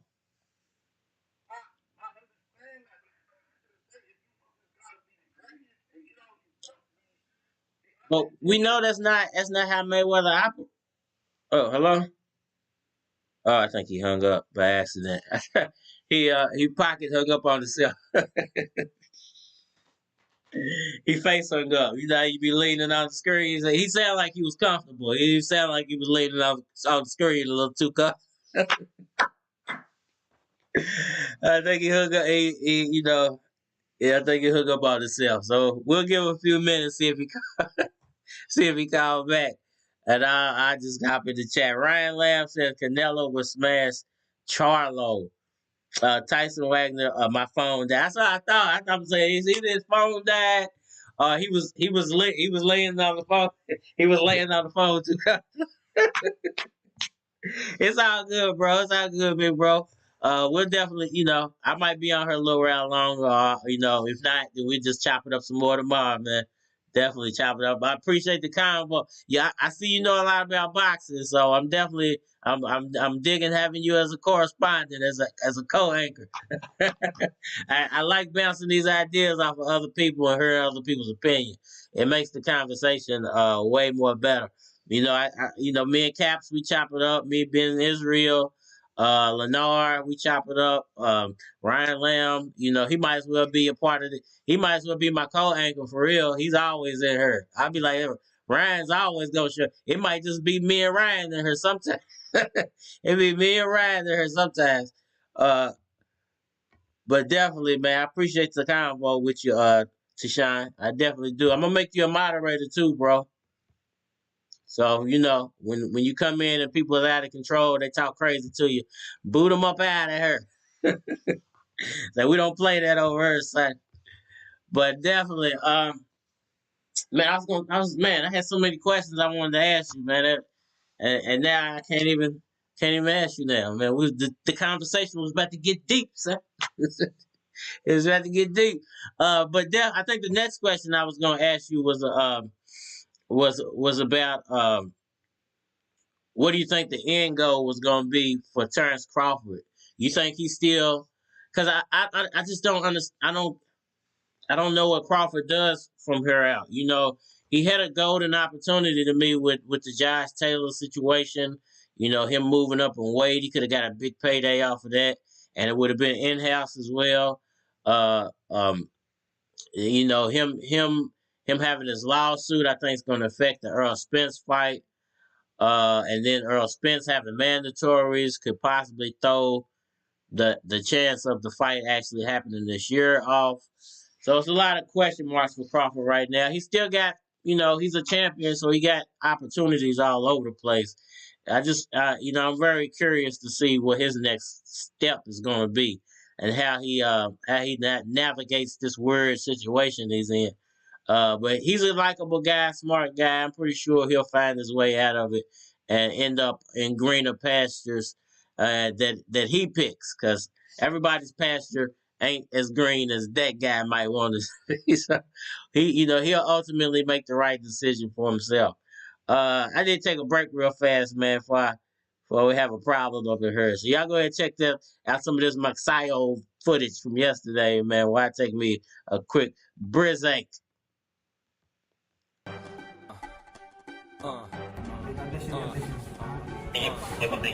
And the challenger weighs in at 125 and 1/2 pounds. Mark Magnifico Magsayo. That's right, lady. That's what you get. You let him out here with killers. That's right, lady. That's what you get. You let him out here with killers. He can't even wiggle his toes. Take a shot. He can't even wiggle his toes. Take a shot. That's right, lady. That's what you get. You let him out here with killers. Line 'em up. Gary Russell Jr. I thought that Gary Russell clearly won this fight. That's right, lady. That's what you get. You letting him out here with killers. I thought that Gary Russell clearly won this fight. He can't even wiggle his toes. Take a shot. Gary Russell, he suffered a arm injury. Gary Russell, he suffered a arm injury. That's right, lady. That's what you get for letting them out here with killers. It was a clear case where, you know, it seems like everybody wanted Mark Magsayo to win the fight.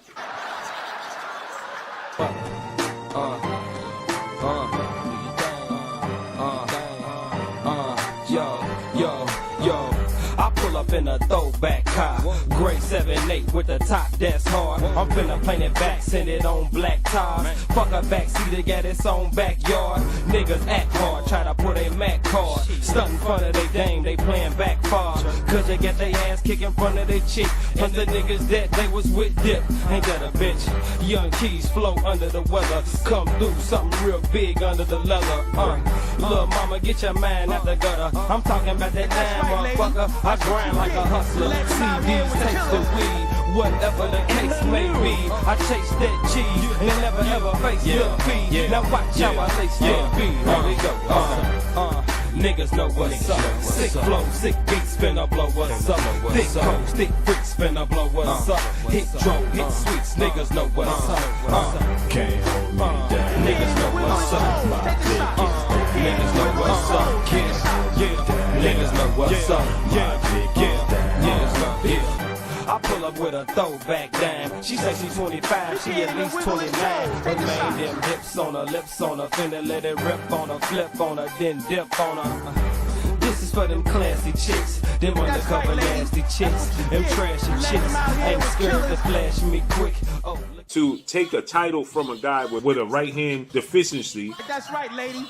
That's what you get for letting them out here with killers. His technical prowess, his ring generalship, and his defense. He can't even wiggle his toes. Take a shot. Was going to be the reason why he was victorious. And I was 1,000% correct. He can't even wiggle his toes. Take a shot. And the judges just missed a good fight.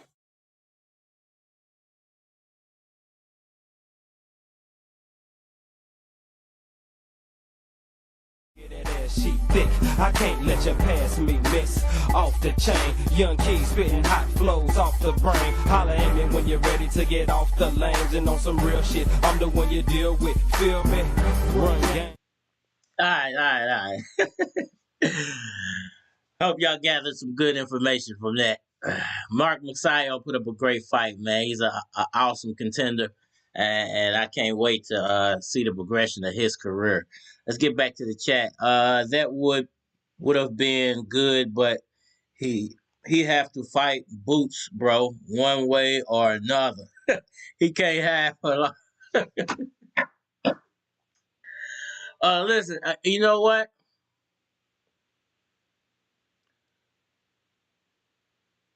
You know, and I've said this before, it would be in Crawford's best interest to sign with Mayweather, but since he is independent, Boots is independent, they can make that fight with each other real easy. Now, Terrence Crawford probably would have to be the promoter or whoever his management team or whatever. You know, they would probably have to put the money up for the venue and things like that. But he would make, you know, the majority of the money off the back end. And he probably wouldn't have to pay Boots that much to make that fight. But the problem is, would he be willing to risk his O to fight Boots? You know, I doubt it. I highly doubt it. Even though I think that would be a super popular fight. Terrence Crawford, as a promoter, will make a lot of money off of that fight. I just don't see it happening, man. Boots is way too dangerous for Crawford, for Spence, for all those guys at 147. And he is the future of 147. And I think Spence wants to get out of 147 because of Boots. I think he really wants out of the division. He don't want to be there in that division no more. But because he is the champion, he has to prolong this and make as much money off of it as he possibly can. And I think that's what he's been doing. I don't think he really cares about the Terrence Crawford fight because he knows the Crawford fight is really only one fight. You know, once one of those guys lose, the whole rivalry is pretty much over with. So where does he go after that to make money? He has to go to 154 to make money because he's not going to stay around and try to contend with the younger guys any longer at 147. So to me, it's going to be interesting how both of these guys play out the next year. How Spence, because I think he ultimately beats Ugas in a tough fight, but I think he wins. And what does Crawford? Where do they go after that? Does Crawford fight Spence next? Does Spence come down on his price? Does Crawford accept a lower purse bid because he's independent? He don't have to fight. He don't have to pay Bob Arum. Now I think that might ultimately be the reason the fight happens now after Ugas. I think the one reason that the fight would happen after Ugas, immediately after Ugas, is because Crawford is independent and he don't need such a big cut to make the fight as an independent because all the money's going to him. So it might actually have a better chance of happening if Crawford is an independent fighter. So it might actually happen after Ugas. They might work it out because they don't have to pay Crawford as much or Crawford's side as much because he's not with Top Rank. And the thing about that is this: let's say Crawford and Spence do get it on, and Crawford's an independent, and he beats Spence. Then what? Does Crawford actually go back and sign with Bob Arum? Because Bob Arum can give him $5 million a fight, $6 million a fight, maybe $10 million a fight if he's the unified champion. Where PBC is not going to pay you that type of money because they've already told you that they can't pay you that type of money. The Zones told you they can't pay you that type of money. Golden Boy told you they can't pay you that type of money. Everybody said they can't make they can't pay you what Bob Arum was paying you. But Bob Arum can't make the Spence fight. So perhaps Crawford actually left Bob Arum to make the Spence fight. Maybe that's his actual reasoning for not being with Top Rank at the moment, is that he realized, well, it just can't happen the way I want it to happen if I'm signed with Arum. But if I try to make the fight as an independent, maybe it can actually happen as an independent. Let me see. The stream's clicking for a second. Hold on, y'all. All right. I think it caught up with itself. But maybe he can actually make the fight as an independent and then go back and sign with Bob Arum and get all the because this is a crazy game, and that might be Crawford's ultimate goal. Maybe he says, maybe he's thinking, well, I can't make it with Bob. I just can't. The fight's not gonna happen if with Bob in the negotiating process. But maybe I can make it as an independent. I'll get less of a percentage of the purse, but I'll actually make more money in the long run because I don't have to pay Bob, and I can always, once I've gotten all the belts, just go back and sign with Bob, because what that does, it not only did he take all the belts and all the negotiating power from PBC, he knows Bob Arum can pay him $5 million or $6 million a fight, where PBC can't. So why go sign with PBC and not go back to Top Rank? Interesting, huh? If anybody's listening, anybody heard that, what do y'all think about that? I mean, because actually, I actually think that's Pacquiao's reasoning for saying he was retired and taking himself out of the equation, is because he knew nobody wanted to negotiate with him the way he wanted to negotiate or bring the money he wanted to the table.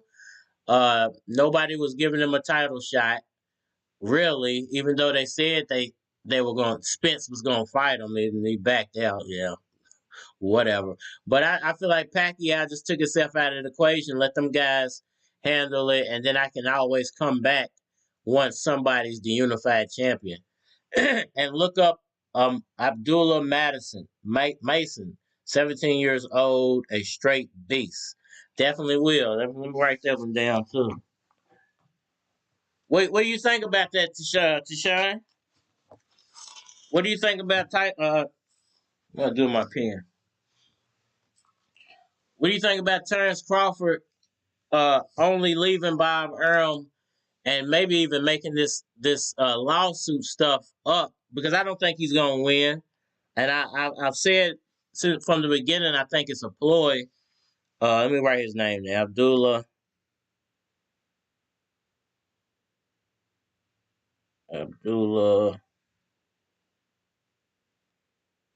Mason. All right, I definitely will look him up. But what do you think about Terrence Crawford and Bob Arum maybe game plan in this whole situation? Like, okay, we know because them as a team have already said that they feel like Crawford beats Spence. Okay, but we can't make the fight with you signing the top rank. So why don't I just let you out of your contract? I'll let you out the contract. Okay, we make up some fake beef to make these guys think that to make these guys think that we're both weak in some type of way, and then that way that they let their guard down and sign the fight. Terrence Crawford ultimately beats Earl Spence, gets all the belts, and then goes back and signs with Bob Arum for a $5 or $6 million guarantee per fight. I mean, what do you think? If it ultimately plays out like that, that would be wow. Now I've said this is chess all from the beginning. This is a chess match, and both sides are playing with each other. And at the moment, I feel like Spence is winning the chess match because he has all the negotiating power. And it's going to take a power move for Terrence Crawford to ultimately, win out in this situation. And yeah, I felt like from the beginning, this whole Bob Arum situation is kind of a farce. It's really a ploy to lure Spence into a fight, to make him think Crawford is weak, maybe get Crawford for a cheaper price. But what Crawford gets at the end of the day is actually a bigger paycheck, and he gets to go renegotiate with Bob with all the titles.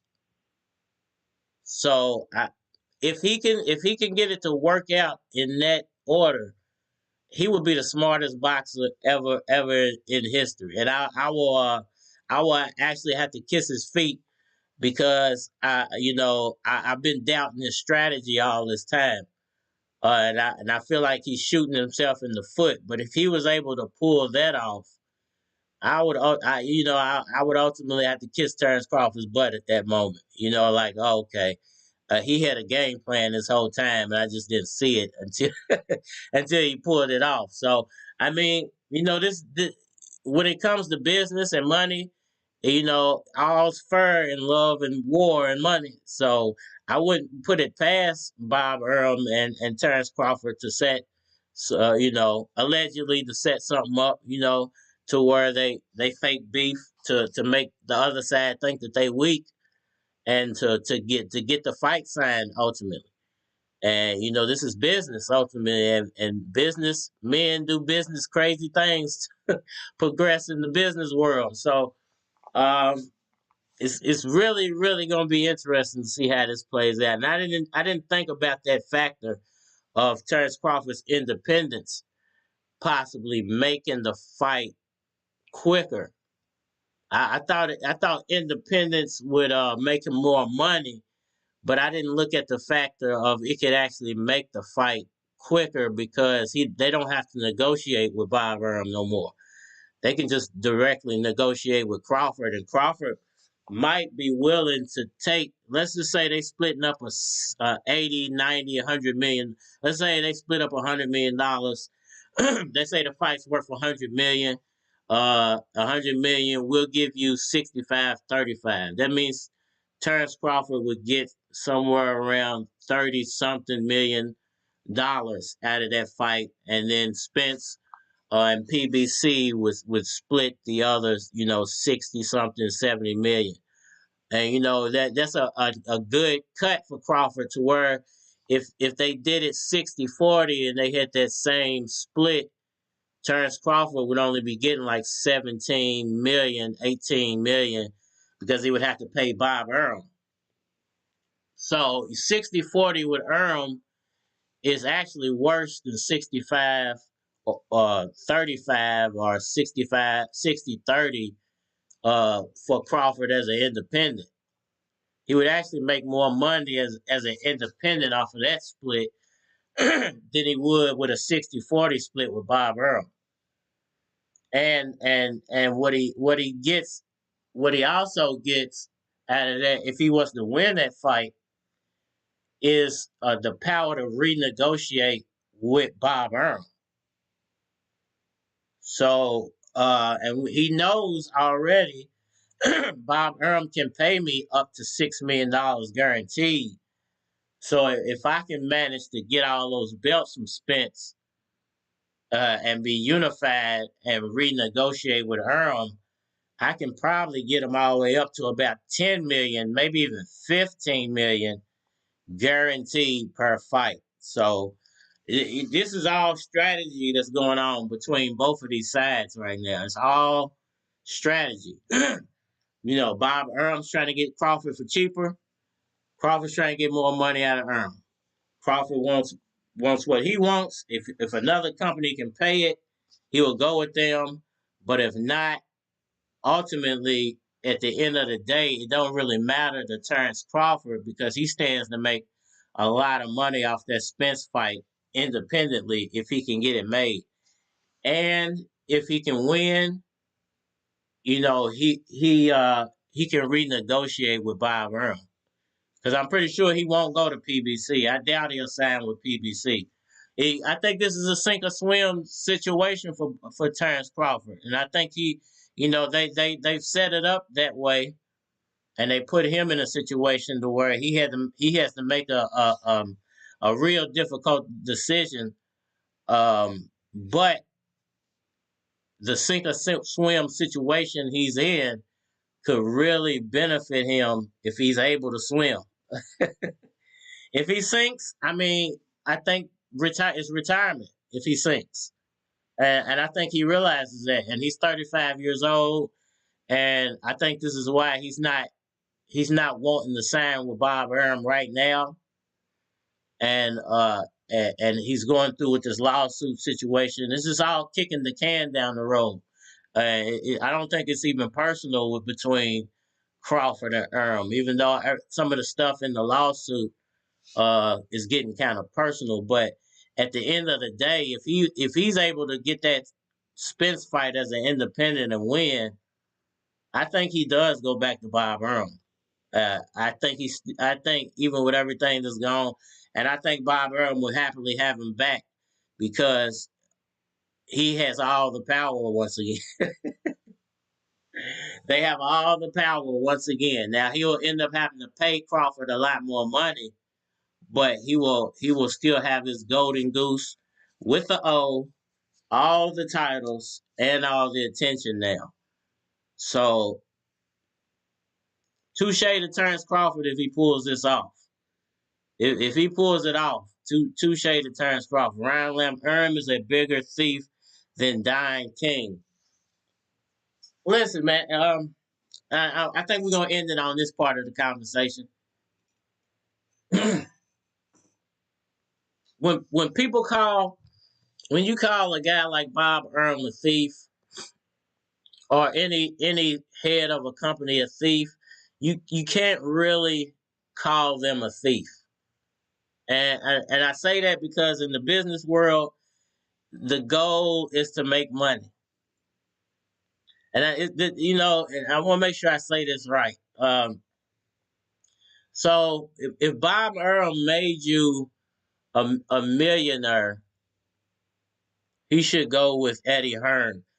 I think Golden Boy is the best. I think Eddie Hearn can pay him good, but I think Golden Boy is the best fit. I think I think Golden Boy is the best fit because I like the fact that Oscar can probably teach him some stuff. I think Mayweather would give him the best opportunities and a lot of free promotion. Uh, but he has options. You know, he has options. I think if he goes with the zone, he's gonna have to take less guaranteed money. If he goes with Oscar, he got to take less guaranteed money. I think Mayweather can pay him what he wants, but does he ultimately pay him what he wants? We don't know. I think PBC he'll probably have to take less money with PBC, and I think he's holding out. I ultimately feel like he's holding out on Bob Arum. I don't think none of this stuff is. I don't think he wants to leave Top Rank. I don't think he's even ultimately going to end up probably signing back with Top Rank if it plays out the way he wants it to play out.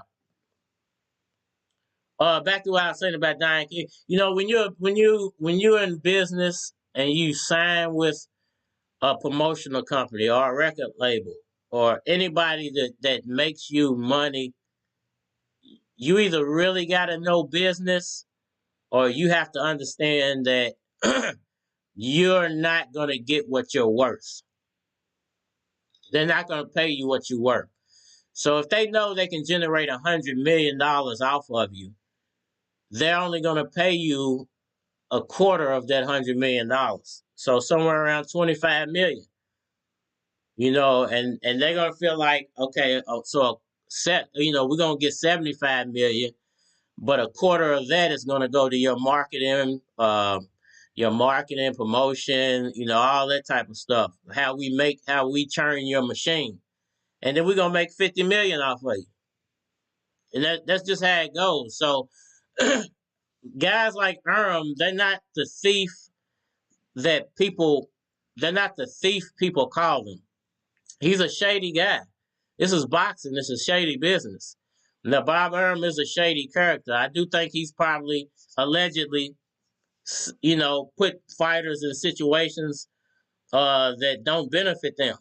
And it benefited him financially. But that's what business people do. They're shady. It's a game of making money.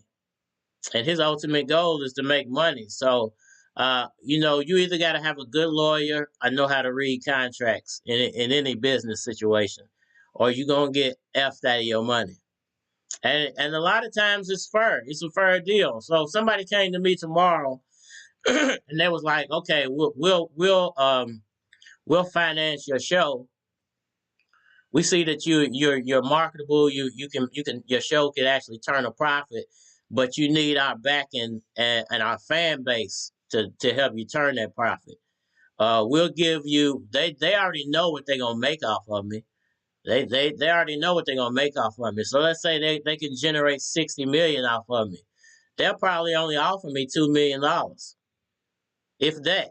They might offer me $1 million, but they're gonna make 60, 61, 62, $57 million off my back.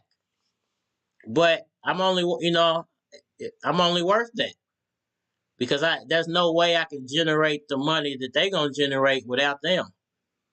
It's just impossible. So, but once you do become marketable, once you can market yourself the way Terrence Crawford is, he don't sell pay-per-views, but people know who he is. So if he wanted to market himself, it would be extremely easy.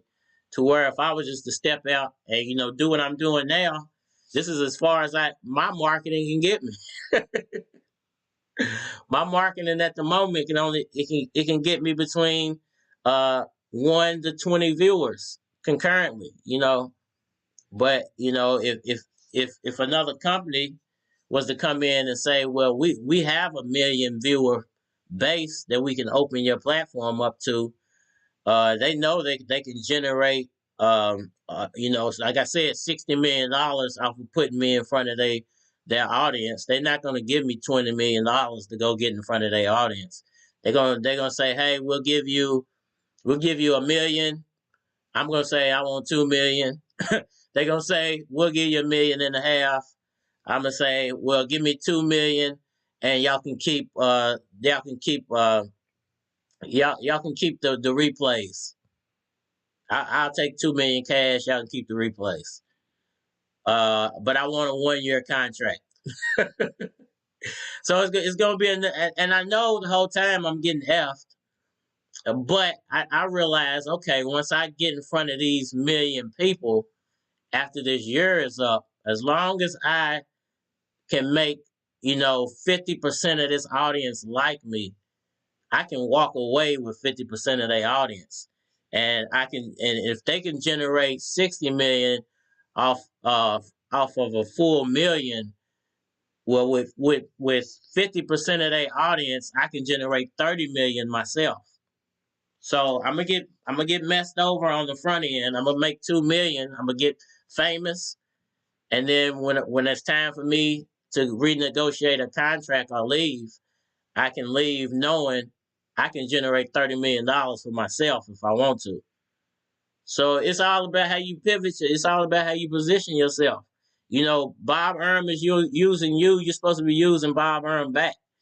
But a lot of times, fighters get caught up in themselves. They make enough money to where they don't want to deal with the other crap. They don't want to try to promote themselves. They don't.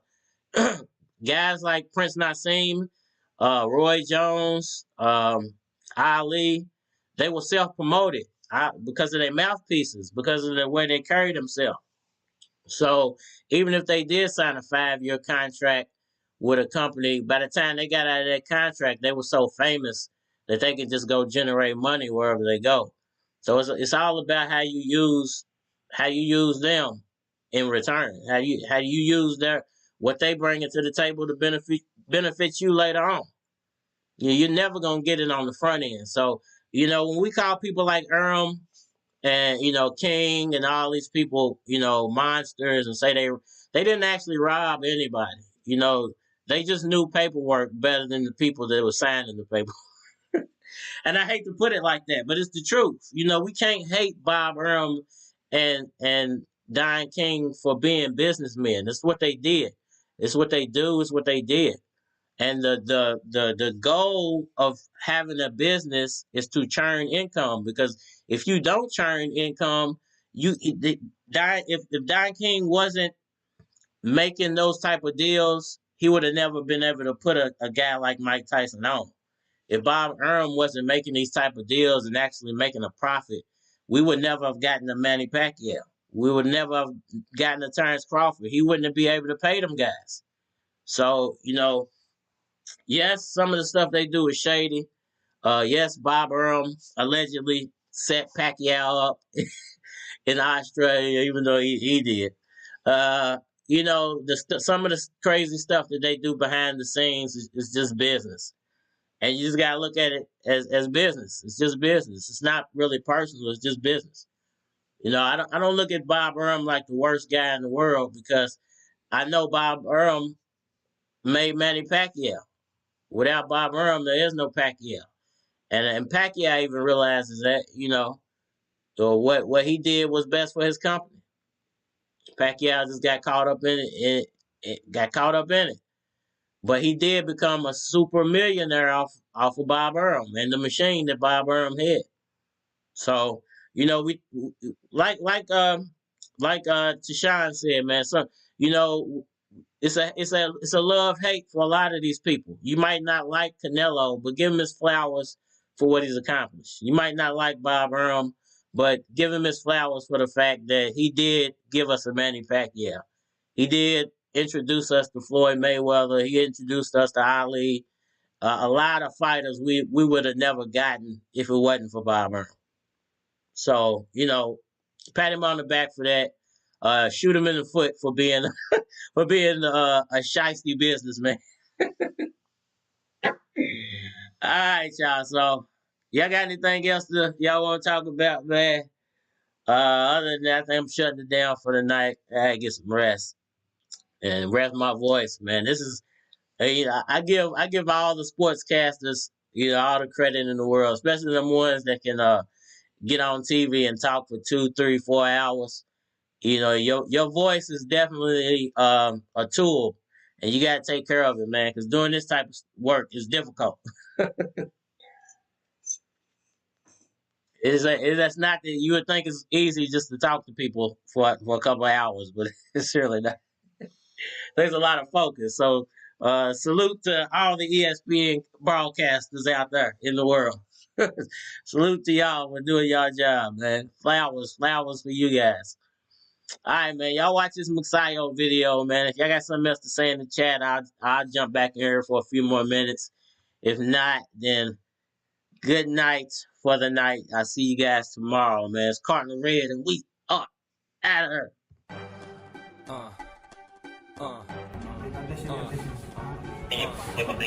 And the challenger weighs in at 125 and 1/2 pounds. Mark Magnifico Magsayo.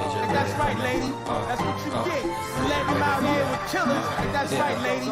That's what you get. Letting him out here with killers. He can't even wiggle his toes. Take a shot. He can't even wiggle his toes. Take a shot. That's right, lady. That's what you get. Letting him out here with killers. Line them up. Gary Russell Jr. I thought that Gary Russell clearly won this fight. That's right, lady. That's what you get for letting him out here with killers. I thought that Gary Russell clearly won this fight. He can't even wiggle his toes. Take a shot. Gary Russell, he suffered a arm injury. Gary Russell, he suffered a arm injury. That's right, lady. That's what you get for letting him out here with killers. It was a clear case where, it seems like everybody wanted Mark Magsayo to win the fight.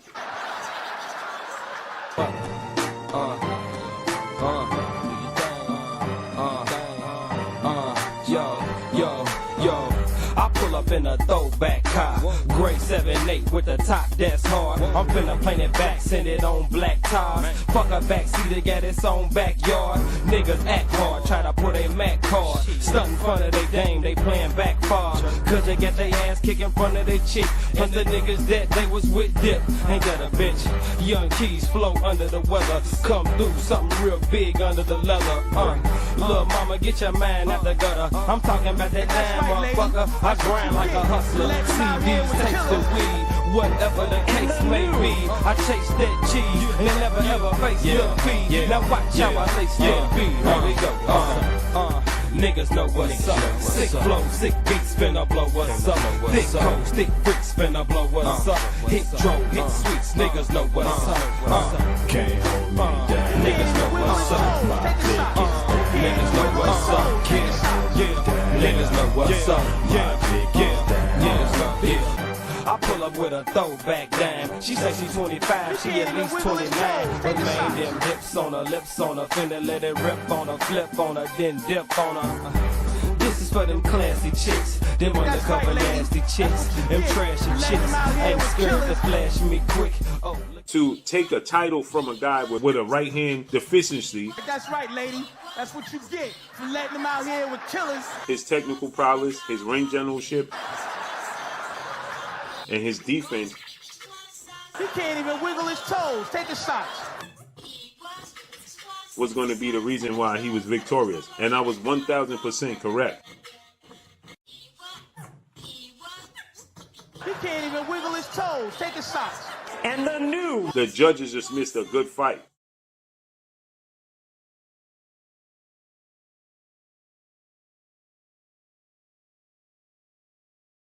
She thick, I can't let you pass me, miss. Off the chain, young keys spitting hot flows off the brain. Holla at me when you're ready to get off the lanes and on some real shit. I'm the one you deal with, feel me?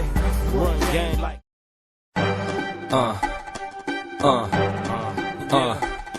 Probably gonna dance to this. They might.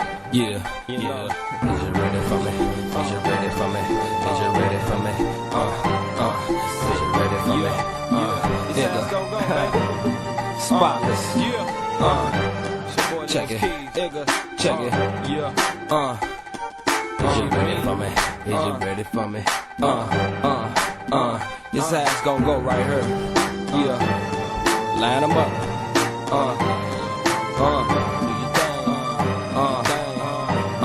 Yo. I pull up in a throwback car, gray 7-8 with the top that's hard. I'm finna paint it back, send it on black tires. Fuck a backseat, it got its own backyard. Niggas act hard, try to put a Mac card. Stunt in front of they dame, they playin' back far. Cause they get they ass kicked in front of they chick. And the niggas that they was with dip, ain't that a bitch? Young keys flow under the weather. Come through, something real big under the leather. Lil' mama, get your mind out the gutter. I'm talking about that 9, motherfucker. I grind like a hustler, CDs, tapes, the weed, whatever the case may be. I chase that cheese and never ever face defeat. Now watch how I lace that beat. Here we go. Niggas know what's up. Sick flow, sick beats, finna blow what's up. Thick coats, thick freaks, finna blow what's up.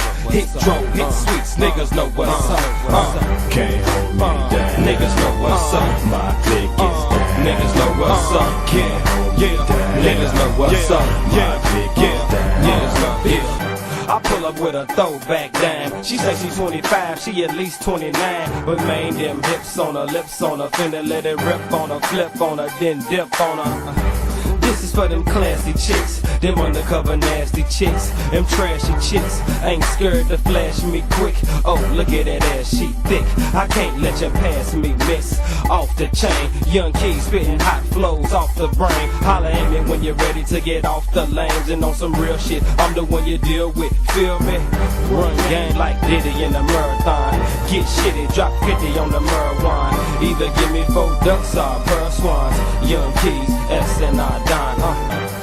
Niggas know what's up. Sick flow, sick beats, finna blow what's up. Thick coats, thick freaks, finna blow what's up. Hit drone, hit sweets, niggas know what's up. Can't hold me down. Niggas know what's up. My click is down. Niggas know what's up. Can't hold me down. Niggas know what's up. My click is down. Take money, get money is my slogan. I cop what you guys is boasting. My game worldwide like oceans. Getting at these chicks, I leave they brain wide open whenever I'm in motion. I put the pedal to the flow and I'm coasting. Don't be them niggas that'll eye shit up, side shit up. Cause I'm in them brand new J's and I tie shit up. Around here, we Kentucky fry shit up. House, car, I keep an ounce in the jar. Next to the drink on top of the bar. It's the S to the R. Who's fucking with us? I turn your stomach to a bucket of guts for really though. Can't mess with no silly hoe. And I don't give a fuck if she looking like a broad off a video. They got to have it, knowing that my money stretched like elastic, but they ain't getting jack shit. Niggas know what's up. Sick flow, sick beats, finna blow what's up. Thick coats, thick freaks, finna blow what's up. Hit drone, hit sweets, niggas know what's up. Can't hold me down. Niggas know what's up. My click is down. Niggas know what's up. Can't hold me down. Niggas know what's up. My click is down. Niggas know what's up. Niggas know what's up. Niggas know what's up. Niggas know what's up. They ain't ready for me. They ain't ready for me. They ain't ready for me. They ain't ready for me.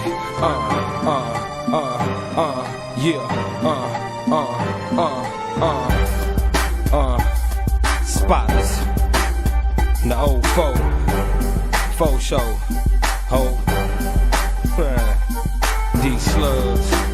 Young Keys, the monster. Sauce blowing on the beat. Niggas know what's up. And I'm out this bitch.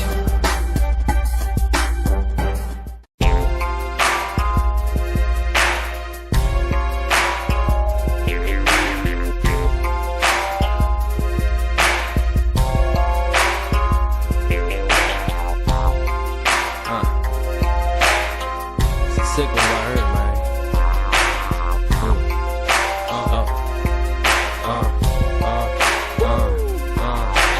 Niggas outside, they slangin' that ride. Chicks on the side, they slangin' that. Nigga like me, they making CD. Chicks making money, they breathing up. I said everybody gotta get paid. Said everybody gotta get paid. Said everybody gotta get paid. I can't hate you, dog. Get your pay. Hey, yo, I came up. Louisville, West End, nigga, 22nd Street today. And ain't nobody really paved the way. So I'm out here struggling, trying to make my way. I see lax, bourbons, nigga, North's watch. At the same time, I'm smoking on a talk stop. I'm thinking of his ways to get my bread in. But now it's a dead end, and plus I got dead friends. And my people just got out of that pen. Yeah, I should've wrote him, but you know how that is. Niggas see me rolling, cops pull me over and they mad it ain't stolen. Money be folding. You know I'm trying to rescue my nieces and my nephews, put them in a prep school. I suggest you approach respectful. I'm all about them big checks, dude. Niggas outside, they slanging that ride. Chicks on the side, they slanging that. Nigga like me, they making seeds. Chicks making money, they breathing up. Said everybody gotta get paid. Said everybody gotta get paid. Said everybody gotta get paid. I can't hate you, dog. Hey, yo, I came up 45th Street, West End, Louisville, back in the day. And I seen a few niggas let it use them up. And I seen a bunch of niggas cause I moved a bunch. I seen fiends, gangsters, niggas bout they bread. Nigga try and hustle and they turn up dead. And a nigga see me rolling, think I'm about that money cause he see my teeth golden. I ain't got no dope, man. You know I'm trying to bless you. My flow is special, and plus I rap too. And it ain't just downtown, Westport, nigga, hustle on this round. Niggas outside, they slanging that ride. Chicks on the side, they slanging that. Nigga like.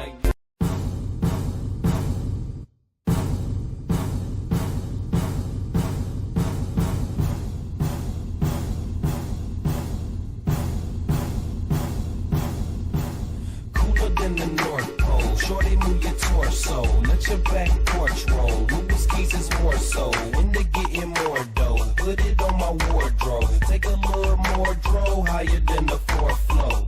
Got some fans, but I'm trying to let some more know. I'm the real deal, y'all faking like the Giorno. Pretty soon see your boy at award shows. I keep a chick with a stash like hormones. I gotta get it, okay, I gotta get it, okay, I gotta get it. Okay, I gotta get it. Okay, I gotta get it. I gotta get it. I gotta get it. I gotta get it. I gotta get it. I gotta get it. I gotta get it. I gotta get it. Now break it down. Okay, now break it down. Okay, now break it down. Okay, now break it down. Okay, now break it down. Now break it down. Now break it down. Now break it down. Now break it down. Now break it down. Now break it down. Now break it down. International player, but I don't play no games though. It would be smarter you just to hand over my peso. Beefing with a rapper, I just show up at your stage show. Hide in the crowd, then hit you from the 8th row. Think not, I think so. We make dough. Y'all try but can't though. They lame, so I'ma show them how to do this. Louisville music in the rental cruising. It's Louis. I gotta get it. Okay, I gotta get it. Okay, I gotta get it. Okay, I gotta get it. Okay, I gotta get it. I gotta get it. I gotta get it. I gotta get it. I gotta get it. I gotta get it. I gotta get it. I gotta get it. Now break it down. Okay, now break it down. Okay, now break it down. Okay, now break it down. Okay, now break it down. Now break it down. Now break it down. Now break it down. Now break it down. Now break it down. Now break it down. Now break it down. This is the part of the show before we thank everybody for coming out. That's coming out. Dead Dose on the track. Dead Dose. Boy Louis Keys. Okay. It's a movement, man. Okay. Whoa. It's Martin Luther Keys. Hallelujah. Hallelujah. You supporting local rap, then I salute ya. I keep a chick, gotta drop her not to do her. You keep a chick that look like Louis Gossett Jr. Increase the volume, what I'll do. Leave the track messy, clean up Al too. The game change whenever I bring my style through. And your style's through. This is for the crew. I gotta get it. Okay, I gotta get it. Okay, I gotta get it. Okay, I gotta get it. Okay, I gotta get it. I gotta get it. I gotta get it. I gotta get it. I gotta get it. I gotta get it. I gotta get it. I gotta get it. Now break it down. Okay, now break it down. Okay, now break it down. Okay, now break it down. Okay, now break it down. Now break it down. Now break it down. Now break it down. Now break it down. Now break it down. Now break it down.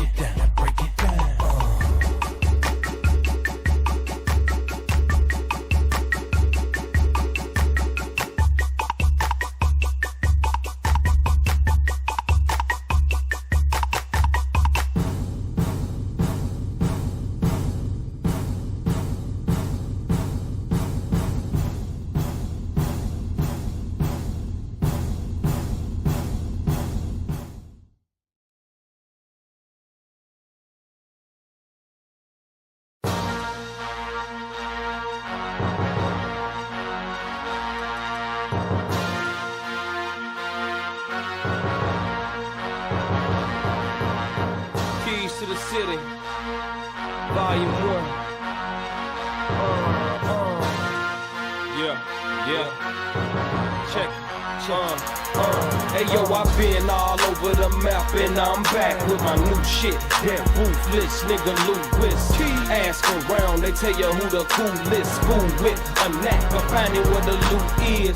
Truth is, they see me and they ask me, how you from the Ville? Niggas know you in Pulaski. How you from Kentucky? Your CD in California.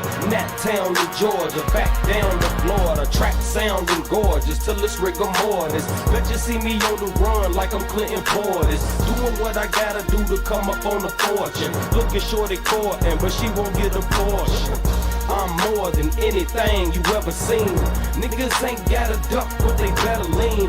Nowadays I'm the same, but it's better green. Flow amphetamine, keep a scam and a scheme.